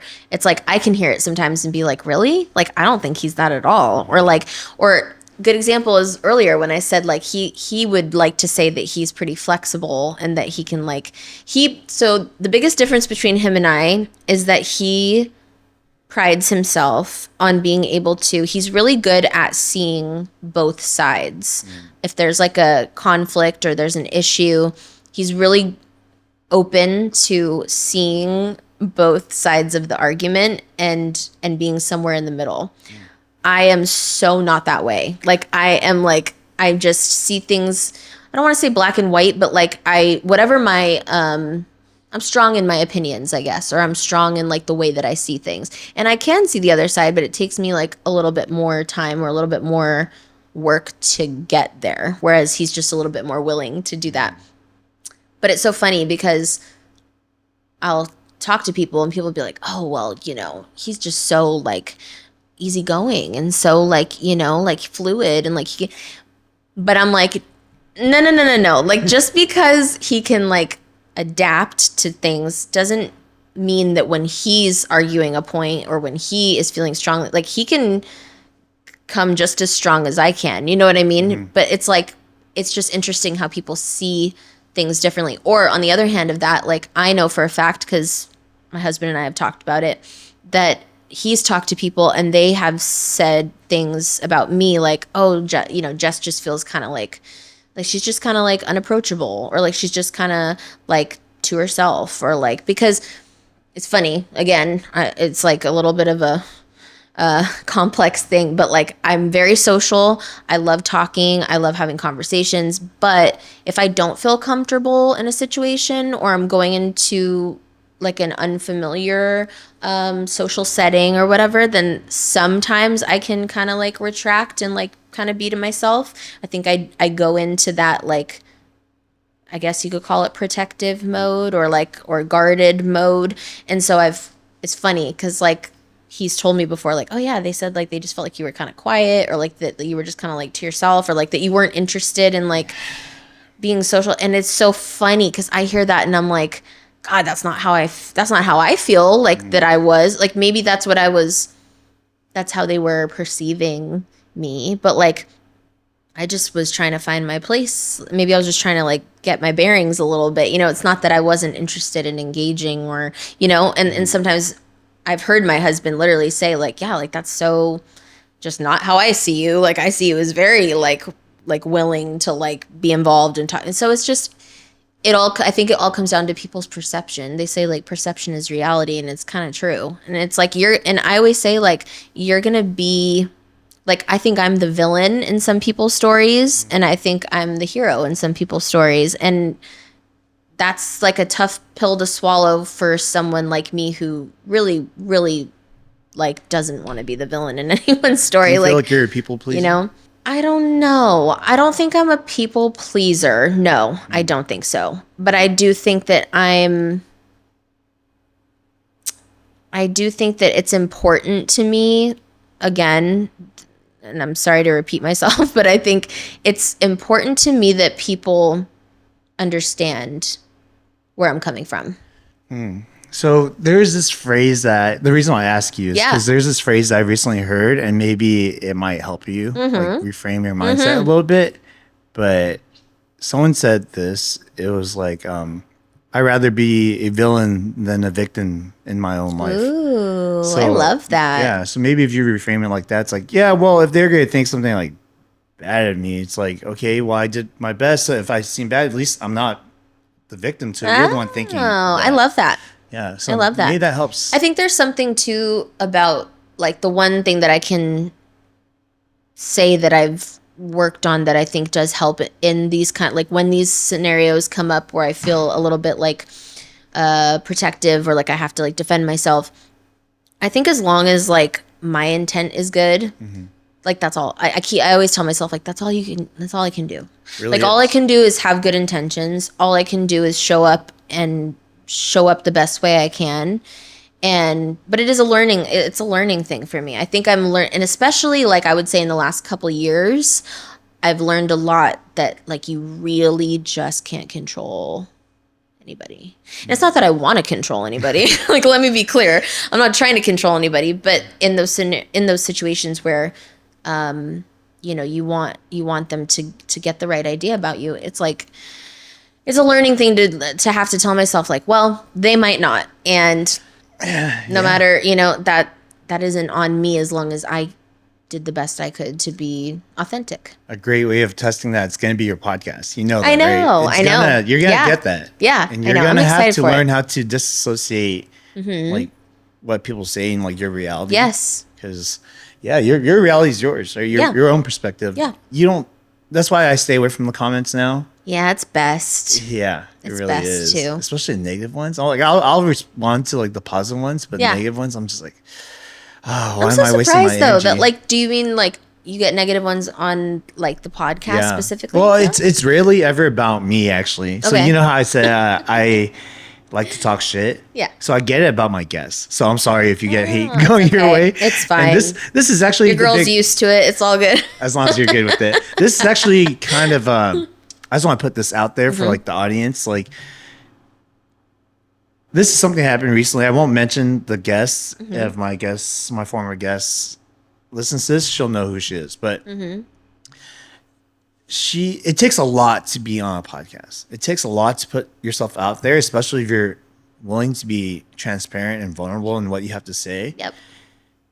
It takes very little to type on your fucking keyboard and talk shit. You know? I had a guest who came on, and she's like, well, I would consider her like a friend now. First time on a podcast, she didn't really know what she was getting herself into. Yeah. One of the clips that we put on went viral, and it's kind of taken out of context, as every fucking short clip is, right? Because you only have X amount of time versus the podcast that's like an hour and a half, 2 hours long. Right. And she wasn't even really saying anything bad.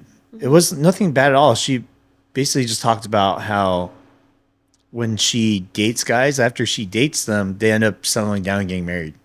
So she was mentioning how she's like good luck Chuck. That's so funny. Yeah, it was funny, right? She didn't say anything else. That doesn't sound bad to me at all. No, not at all. But in the comments, people were like, "Oh, maybe because you don't take any of the guys seriously, or maybe because you don't take yourself seriously and you just give yourself away." Like very negative, like crazy things that nasty.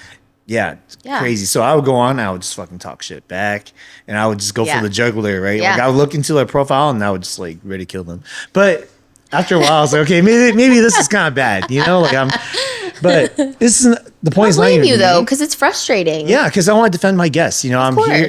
I see how hard it is for them to put themselves out, so I'm like, I'm just trying to defend them. And she was telling me that she was not used to getting so many comments on something like that. And because it went viral for like a month straight. Wow. She would wake up to hate comments like every morning. And she was like, you know what? At first, I was like, I understand the internet does this, but after a while, it affects you. Yeah, of course. So she had to remove her. She actually apologized to me because, you know, you could collaborate on posts. Oh, yeah. She's like, oh, I removed myself, not because, like, you know, I don't want the podcast. I just can't deal with She had to, yeah. You know? That's so unfortunate, though. It's such shit. Like, I swear. It's so unfortunate. Yeah. And, yeah, just don't do that, please. Like please don't. Yeah. Be nice. You know what I always say is I'm like, and it's a, like, saying as old as time. It's just, like, it literally costs nothing to be nice. Or to be kind. Like, it really doesn't. Like, it actually takes so much more effort to be mean or, like, to be negative or to find negative things. Like, that's a lot of energy. It's a lot of energy for, like, a shitty outcome. So I just don't really get it. You know? I don't get the point. A lot of those people are just toxic in general, or they're very unhappy with their life. Hurt people. Yeah.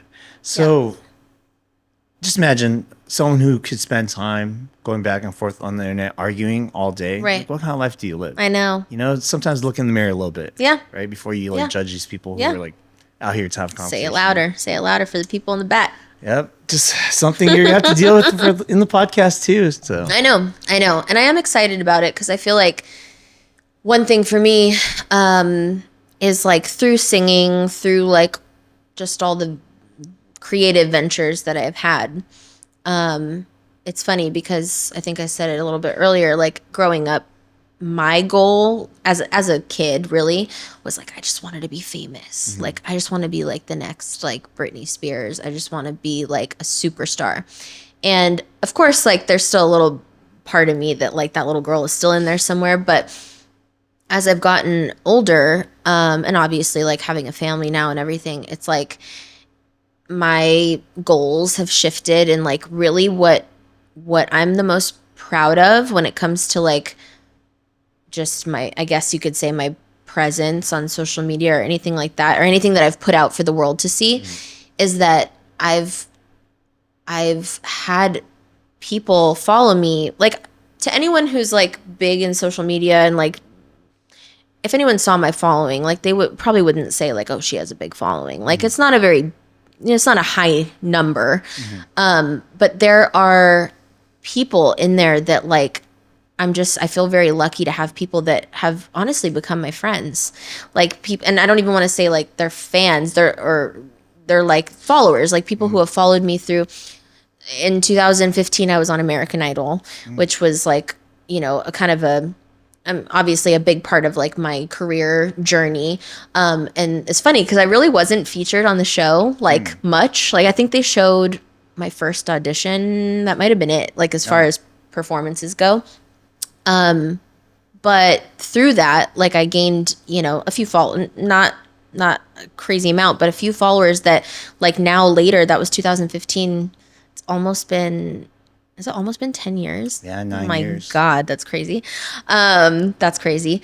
But they've become like my friends. Like literally, like there's a few of them who are like, I consider my friends that like I talk to all the time, and like, and they've supported me through all these different like phases, I guess, of my career and my life and all these things. So a big reason for wanting to do the podcast is just to like connect even more with those people who, have been kind of like a pivotal part of my journey, So I'm excited for that. But I know that it's going to open doors, it's a whole new level of like getting personal. The floodgates. Being yeah.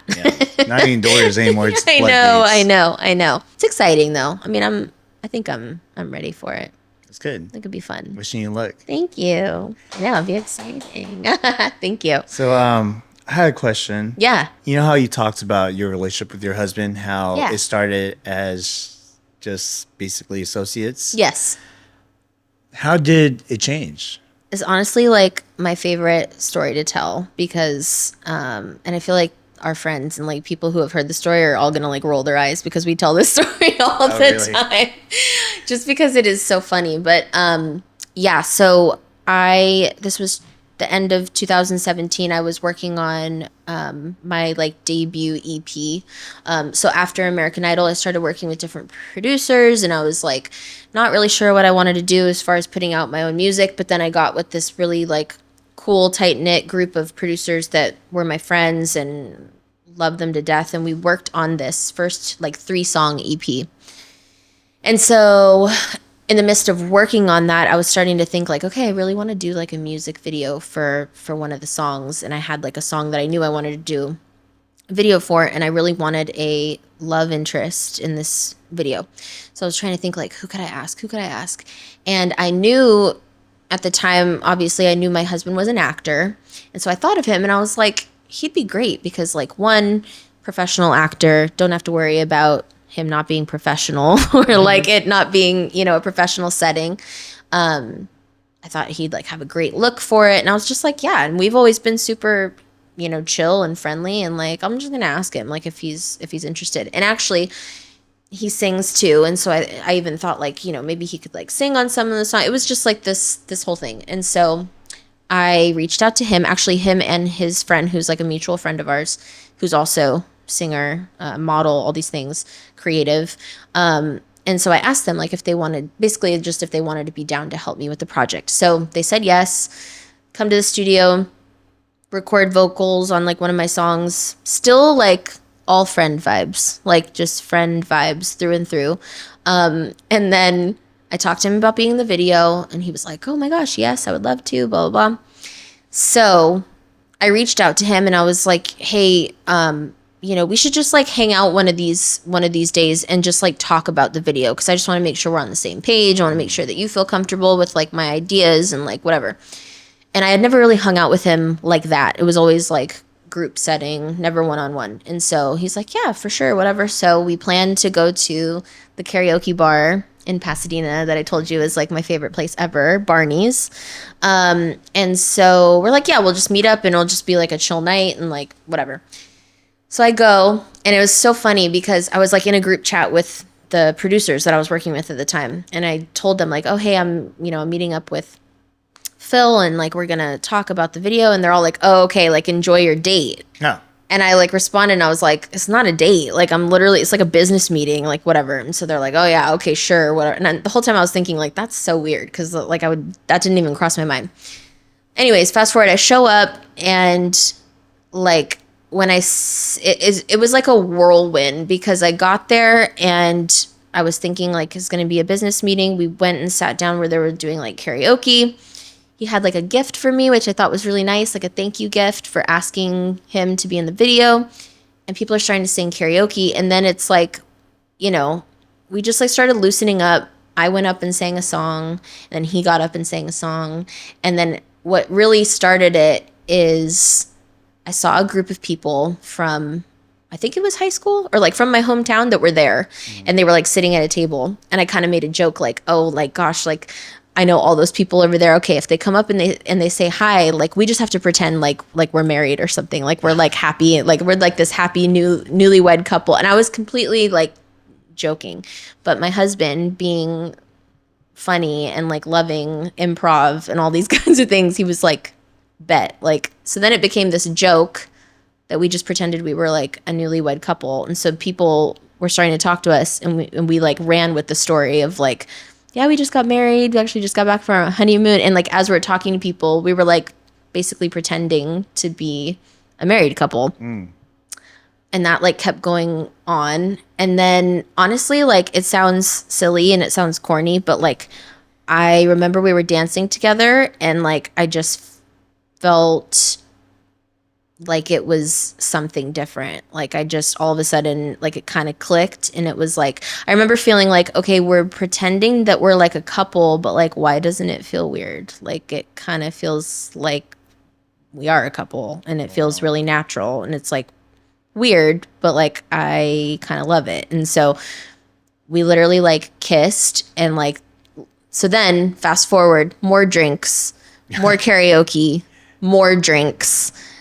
We got so drunk that we were literally like making out, like rolling, like on the floor of the bar at one point. Like, I don't even know how that happened, but we were like on the floor making out and got kicked out of the bar. Yep. Left. And then here's like here's the cherry on top is that I'm leaving, and I think like he had to go get his car or something. So I'm like, okay, cool. And like, I'm walking out by myself.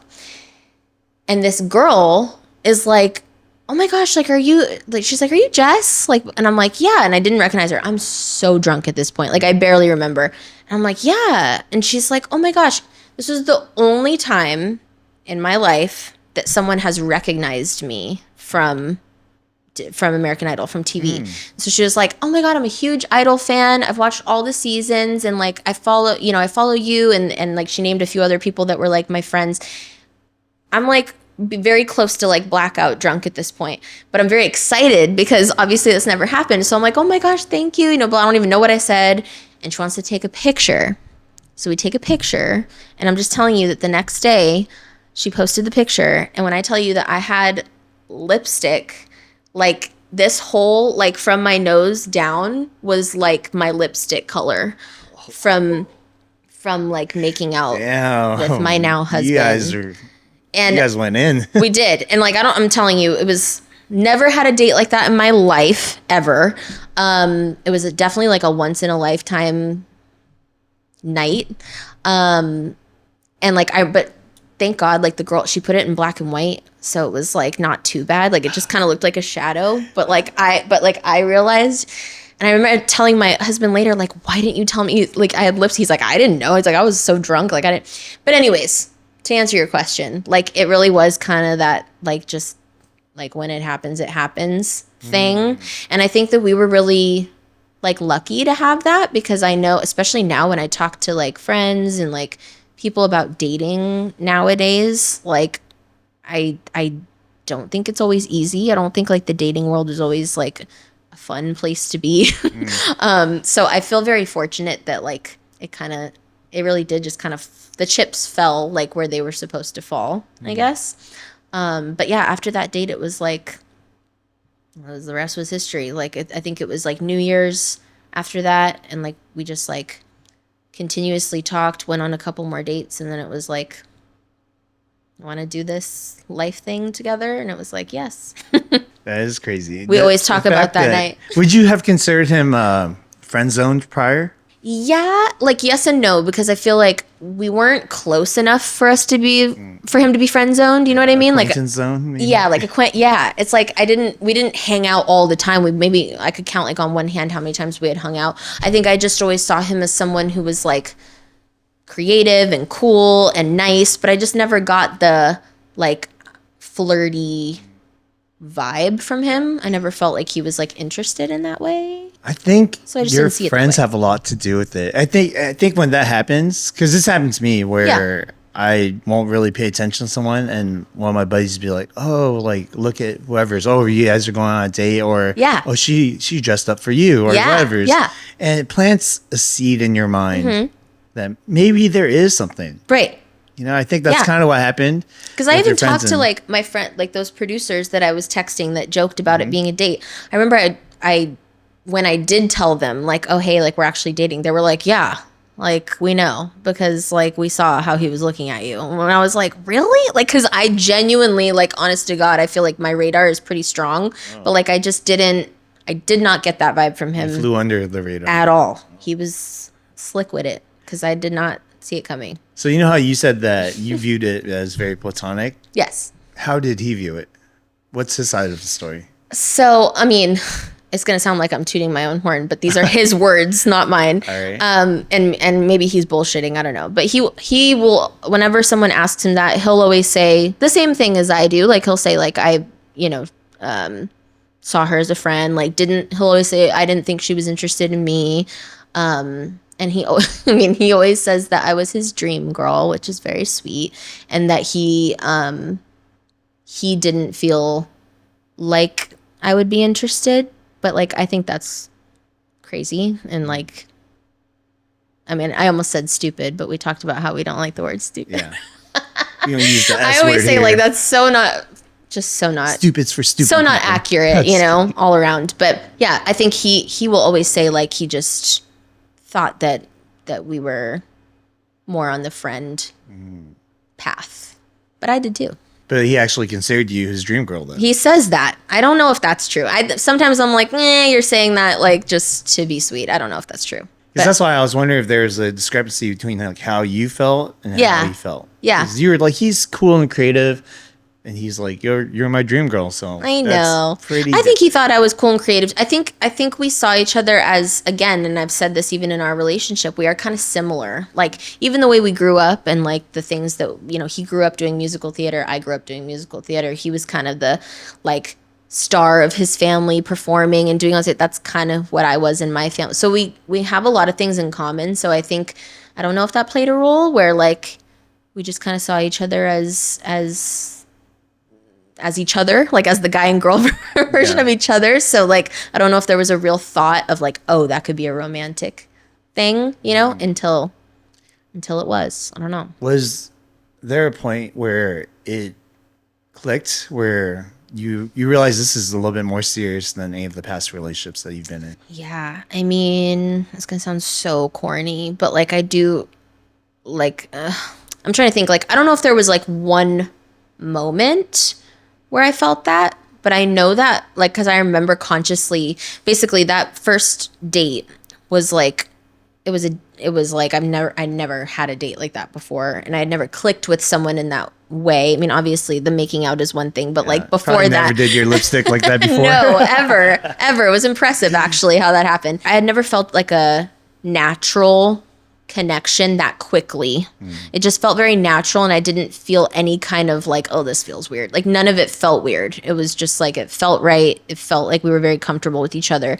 So I remember I went home. I lived with my parents at the time, and I remember waking up the next morning and I literally like ran into my mom's room, and I was like, I was like, Mom, this is like this is different. Like, this is something. And I wow. remember her being like, okay, like, calm down, like, take it easy, And I was like, no. Like, this is like, I just have a feeling like this is going to be something different. And I can't really say there was one thing that was like, oh, when that happened, I knew. It was just, it always felt really natural. And then like the dates following that first date, it just continued to feel more and more and more and more like easy. Yeah. There wasn't any part of it that felt like hard. There was no part of dating that was hard as far as like falling in love with them and obviously now being married. Yeah.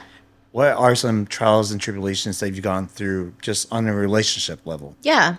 I mean, 'Cause nothing's perfect. nobody's perfect and nothing is perfect. I think that, like I said, like, even though we are very similar, we can be very different at times in just like how we see things or like how we deal with conflict. And so as far as like tough times in our relationship, I think those have always come with like maybe transitions, like just going through different transitions in life, like whether it's work transitions or like getting married and that being like a new chapter of life, or like we went through the pandemic together, which was like a whole thing because we're together 24/7, like learning everything ins and outs about each other. So yeah, I don't know if there's anything that I can like pinpoint and say like, oh, we've always had trouble with that. It's not so much that. I think it's just that like we've been together 6 years, and in those 6 years, I think I've seen him be different versions of himself, and he's seen me be different versions of myself. And especially now, seeing each other as parents is like a whole other thing too. Yeah. And then that brings out like, things that were different in our upbringings, and so we're bringing that into like this child who like like we're having to be on the same page even more now, because now we have like this little human who like needs us to be on the same page. So yeah, I would say like just dealing with the transitions of life has at times like made us kind of face the music a little bit, so to speak, with like with each other and the way that we're different, having to get on the same page about things sometimes. That makes sense. Wow. Yeah. Seems pretty smooth for the most part. That's great. I mean, there's ups and downs, I feel like we go through seasons, especially also like being people that have and share a lot of the same passions and a lot of the same, ventures, is like that can get kind of tough too, because it's like, if one person is like in this super creative space and they're just like super I can't find the word, but they're like super productive of like, putting things out and working on new songs and new things. And then the other person is like not feeling that way at all and is like in this rut of like not feeling creative and not feeling like they're doing enough. Then that can sometimes be a thing too, where like doesn't necessarily, I don't think it's ever caused us like conflict, but it's definitely something that can feel a little like uneasy at times. You know what I mean? Yeah. It's funny that you mentioned that. I saw this series on Netflix the other day. I forgot what it's called, but it has like Zoe Saldana in it. I forgot her name, but basically it's about this couple. She meets her future husband in Italy. And I heard about it, but I didn't see it. Yeah, and then they move back to LA and they have a kid, but her husband gets cancer. So he's forced to like stay home. So he's like a stay-at-home dad, and she gets to do what she wants, which is become an art teacher. Yeah. But he spends all of the time with the kid. So wife comes home and she's like, I'm really jealous of the relationship that you have with with our daughter. It seems like you have the inside jokes and you guys just have this relationship that I feel like I'm not a part of. And then he turns around and he's like, well, I'm jealous that you get to pursue what you want to do. I'm supposed to be a chef and I'm here like staying at home with my daughter. Yeah. And I can see like that conversation like totally. And it's funny, that's very accurate, because I think there's this whole thing where we've had conversations like that, because right now primarily I am a stay-at-home mom, and I am with the baby all day. And, you know, he's auditioning and work. I mean, I audition too, but like, he's definitely like the one who's kind of trying to bring the cash in right now, you know? And so that pressure is a little bit more on him, but I feel pressure of taking care of the baby. And it's funny because all I've ever wanted is to be able to be a stay-at-home mom, so it's like a blessing. But it's so funny how even if I'm happy in my role at home, I can't help but sometimes be like, well, you get to like, you know, go and take a drive, and like, even, you know, even if you're going to work, like you're taking a drive by yourself and having a little bit of like time to yourself, you know. And then he in turn, I think, you know, has said things along the lines of like, well, I wish that I could like spend more time, you know, I want to like go on a walk with you guys, and I wanted to, you know.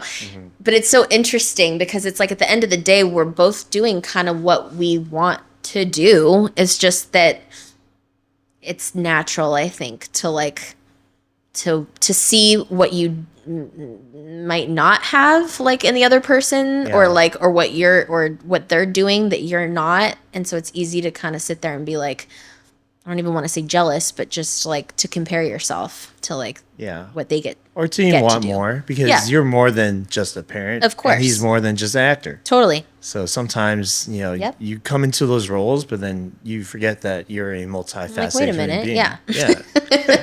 I could do other things. Yeah. Yeah. I'm sure there's going to be time for that in the future too. Absolutely. As your child gets older. Yeah. All right. So I kind of want to ask you, yes, now that you're a mom, you stay at home mom at that, how have your viewpoints changed? On like just, on motherhood and all those things. Yeah. I feel like I always knew that, I've always said actually that I have like two, like, I don't even know, I want to say two passions, but just two like purposes in life. And I've always felt this, is that one is to be an artist and one is to be a mother. I've always felt that way since I was like very, very young. I've always loved children. I have my degree in early childhood education. I was a preschool teacher for a while. Wow. And so like I've always loved kids, and I always knew I wanted to have kids. And I always knew that when I had kids, if I was lucky enough to be in a position where I could stay home, I would want to stay home. Because it's funny, because my mom wasn't always like a stay-at-home mom, but even when she did work jobs, she always worked jobs that aligned with being home when I was. So like when she had jobs, it was when I was at school. But like in those first years where I was a baby, toddler, she was home with me. And I always like really admired her for that. And I feel like we have such a close relationship. And a lot of it is because of the sacrifices that she made to be with me as much as she could. And so that was just always something that I knew I wanted to do if I could and if I was able to. So like with my husband, that was a conversation like very early on where it was like, if I can stay home, I want to stay home, especially when my kids are not in school yet. And I think that now that I am in that position, which I'm so grateful for, it is a blessing, and also has opened my eyes just to how hard of work it is.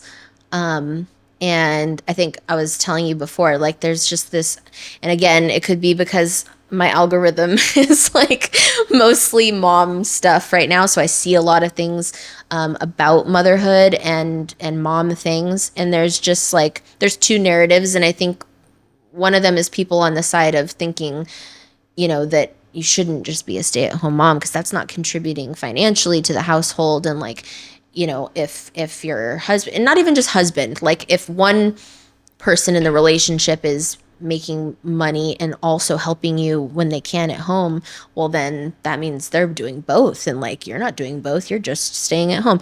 And I cannot express like how warped I think that is and like how much I disagree with that. I think that being a stay-at-home mom is like one of the most selfless things that like you can possibly do. And I don't know, I feel, and let me just say, there's like no disrespect to working moms, because that's a whole other, like, I think that's my thing is I'm just like, we should just all be proud of each other for how we're doing it, however way we're doing it.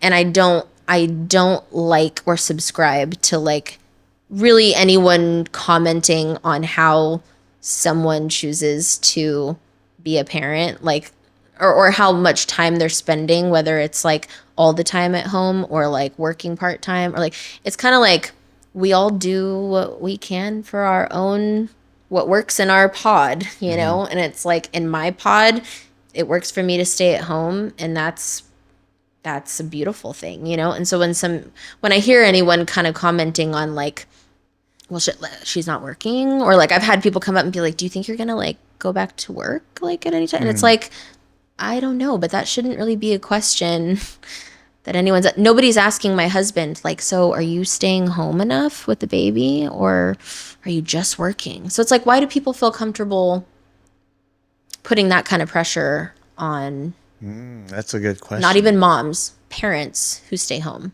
I think people just like to project. To be honest, I think people who comment those things, they just like to project a lot, and it's not their life to live; it's your life to live. You know. Yeah. So why do they mind so much? Right. There's this quote from The Simpsons. It's people who mind don't matter, and people who matter don't mind. Yep. And that's the truth, because it's your life. Only you understand it, because your life is so nuanced. Right. How does it say as simple as going to work while being a parent? Right. Or and you know what's so versa? funny too? I said this to my husband the other day. I'm like, it's so funny because I think people view, I mean, I'm just talking about our relationship. I think people from an outside perspective, they view my husband as the one who is working. Breadwinner. Yes. But I told him the other day, I'm like, we both go on auditions. We're both auditioning. If I have an audition, he watches the baby and I go on the audition. Now, whether he books more jobs than I do is another thing. Like, yes, he is technically the breadwinner right now because he's booking more jobs. And like, hallelujah, we're very grateful for like every opportunity, you know? But it's like, who's to say that I'm not working as hard though? Because if I get an audition tomorrow, I'm going to go on it. Yeah. So like, what's the difference really? You know, it's just that I happen to be home more with the baby.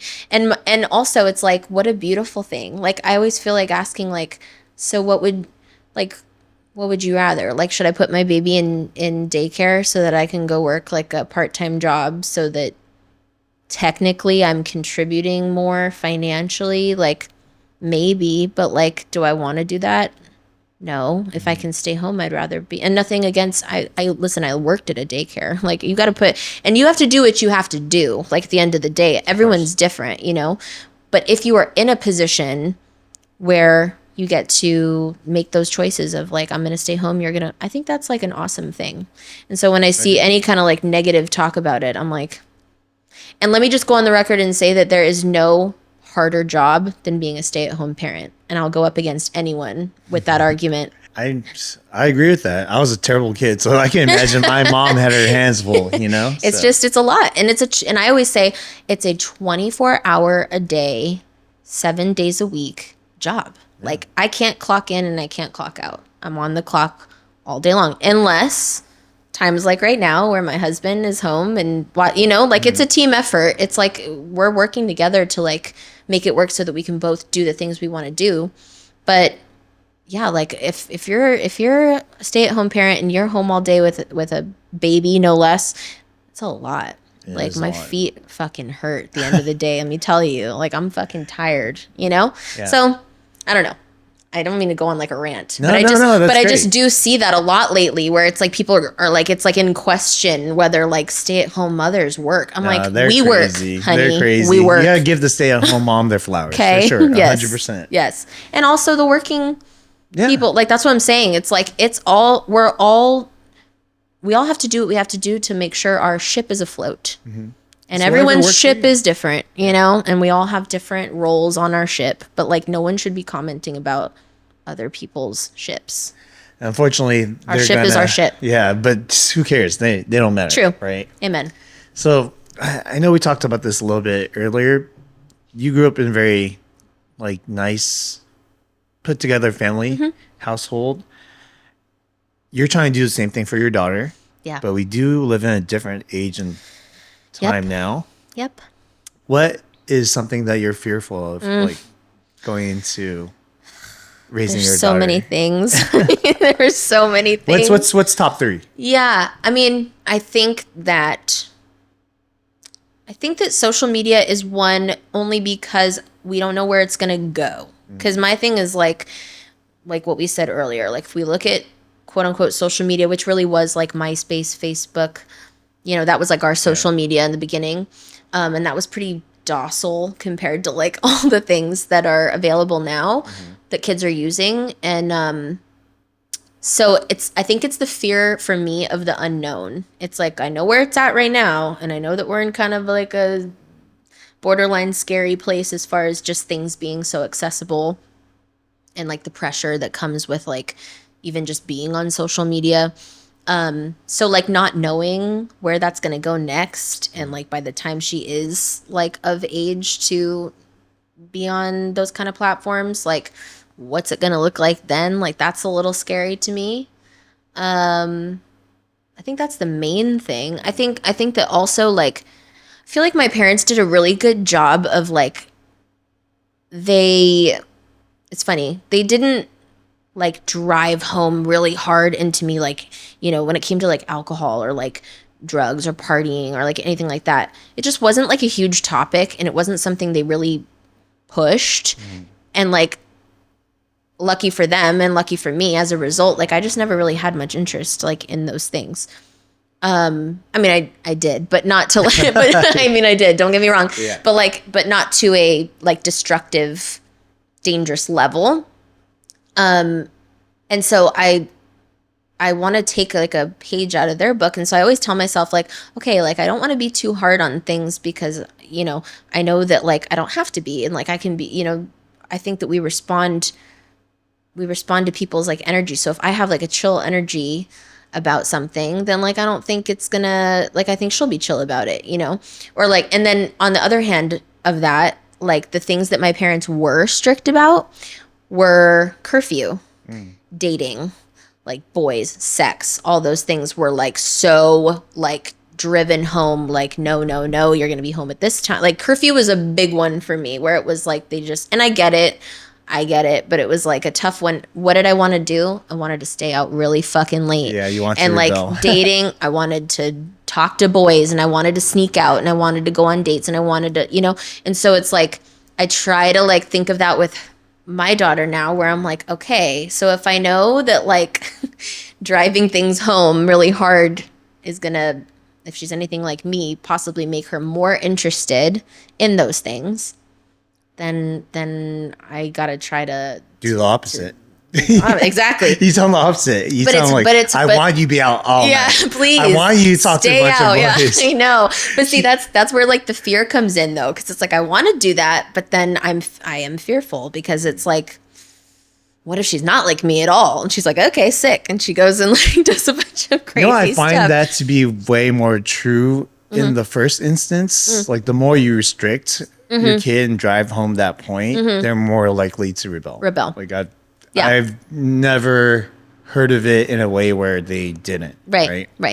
Like even when they do follow suit, let's say you keep your kid in the room, they have to study and do homework all day and never see friends. Like it comes out in other ways. True. Because I think innately people need an outlet. Yeah, you need an outlet. You want to experience things, you know, and putting it on the table is like so different. This is something I've talked about a couple times, but the way we consume alcohol in America, like our drinking culture, is way more like degenerate than any other country that I've been to. Like by far. I believe it. Yeah, maybe it's just my group of friends, I don't know. But I'll go to other places like Europe where the drinking age is 13, 14, 16. And I'll meet people who are like 21, 22, and they don't abuse alcohol like that. And then I'll talk to them. They're like, well, I've been doing this since I was like 13, 14. Like, it's like a part of the culture. It's like, I kind of feel that way. I mean, I come from most of my family is Italian.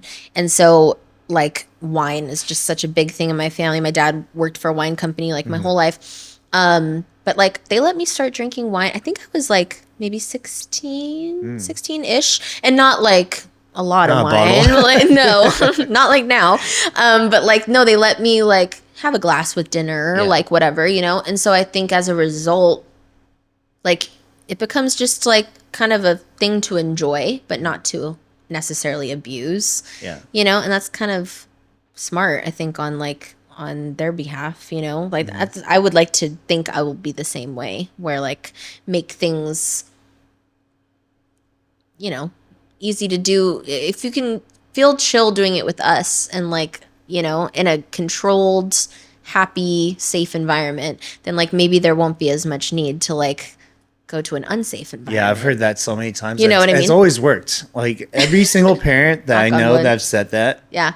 to their kid, like when they have that conversation. Yeah. If you're gonna drink or do Yeah. whatever's, Yeah. like do it here, do it Yeah. around us so we can make sure that you're safe. Totally. Or if you need something, like let me know. Yeah. And opening up that door, that Yeah. conversation allows kids to feel like they could open up to you. Right. Like that dialogue, now you can have it with your kids. Yeah. And it's really important It is versus important. being scared and fearful. Because when I first drank, like I definitely hid that shit, you know? Well, yeah. Not well. Yeah. Yeah. Not well at all. The first time I went out and got like drunk, I didn't hide it well either. I think no. I think that it's like you have to have those experiences that are bad. Yeah. Also to learn. That's why, and that's the thing too. And it's funny because my husband and I talk about this all the time, and he'll always say like, we have to let her learn. Like we have to let her, you know, let her fail. Like, cause I'm kind of the type. Even now, she's like learning how to walk, and like I'm like right there because I'm like, okay, but she might fall. Yeah. And he's always like, but let her fall. Like let her fall. Like we're right here. We're not gonna let her like get hurt, you know. Yeah. But like if she takes a little tumble, like let her. She'll be fine. Like, but that's hard for me because I just want to like protect her, you know, shelter her. Yeah. And so it's like, that's why I say, when you say, what are you fearful of? It's like, I guess I'm fearful of not knowing like the balance of protecting her, but like also trying to be like chill about things, you know? Yeah. And I know that that's going to be something I'm going to have to like work through because it's already not easy for me. So, Yeah. you know? I think it's going to go back to really knowing your child. Yeah. And that's going It's going to depend a lot on like who she is. Yeah, who she is and hearing her out and not turning her away from how she is naturally. Right. Like I see a lot of parents, and I think this is an issue. And look at me speaking on parenting as if I have any kids, but just from my own perspective, Yeah. when they kind of silence their kid in a way that the kid naturally is, it usually steers them the wrong way because it doesn't allow the kid to talk or speak up about certain situations because they're like, oh shit, my parent told me that's wrong. Yeah. So even though I did it, I'm just not gonna talk to them. Right. now. Right. You know, and it closes the door. Yeah, the door for Yeah. that. Yeah. So- And that's kind of the most, like, that's where I don't want to be. I don't want to be in a place where she feels like the door is closed to having any kind of conversation or like experience understood by me, you know? So important for me to feel understood, obviously, as a child and even now as an adult. So, like, I want to make sure that I always make her feel understood Yeah. and heard. Full circle. You're breaking that. There you go. But I think it'll depend because all kids learn different too. Yeah. Like they we do. all learn different. Great example is my brother and I, totally different. Like we just have different personalities. Same set of parents, same upbringing. I think he will never agree with me, but I think he got a little easier than I did because I feel like he's the baby, you know, and that just tends to happen. And easier, I mean, like, I just think they didn't have, you know, not as many rules or like not as, you know, I don't think they're as worried about his curfew as they were worried about mine. But for the most part, same parents, same like values, same way of communicating and stuff. And yet we're very different. And like, I think that I respond differently than he does to a lot of things. And so it just depends. Like, you can have the same upbringing as someone else and still process things differently and still experience things differently. I think it's good to tailor your blueprint to your kid. Like, and adjusting as you go. I think that's the best thing. Instead of having all these ideas of how it should be, kind of letting go of that control a little bit and adjusting as you go. Yeah. It's like, let's wait and see. Like maybe she won't respond to like certain things that we think will be great. You know, she might not think Or she might be the most mature kid ever. I hope so. God willing. No Yeah. problem, child. Just kidding. Please. Please. All right, so I just want to say a special thank you to our guest, Jess. Thank you for sharing your story and you. opening up about Everything. your funny dating life. Thank you. Thank you for having me. Of course, of course. Let the audience know where they can find you. Yes, so you can follow me on Instagram at Jess Clark Garcia. You can also stream my music on all streaming platforms under Jess Clark. And look out for my podcast coming fall 2024. And you can follow that page on Instagram as well at MessPod. And I just want to say thank you to our audience for watching all the way through. Make sure you guys like, subscribe, and comment below what you guys want us to talk about next time. And remember, live fast, eat ass.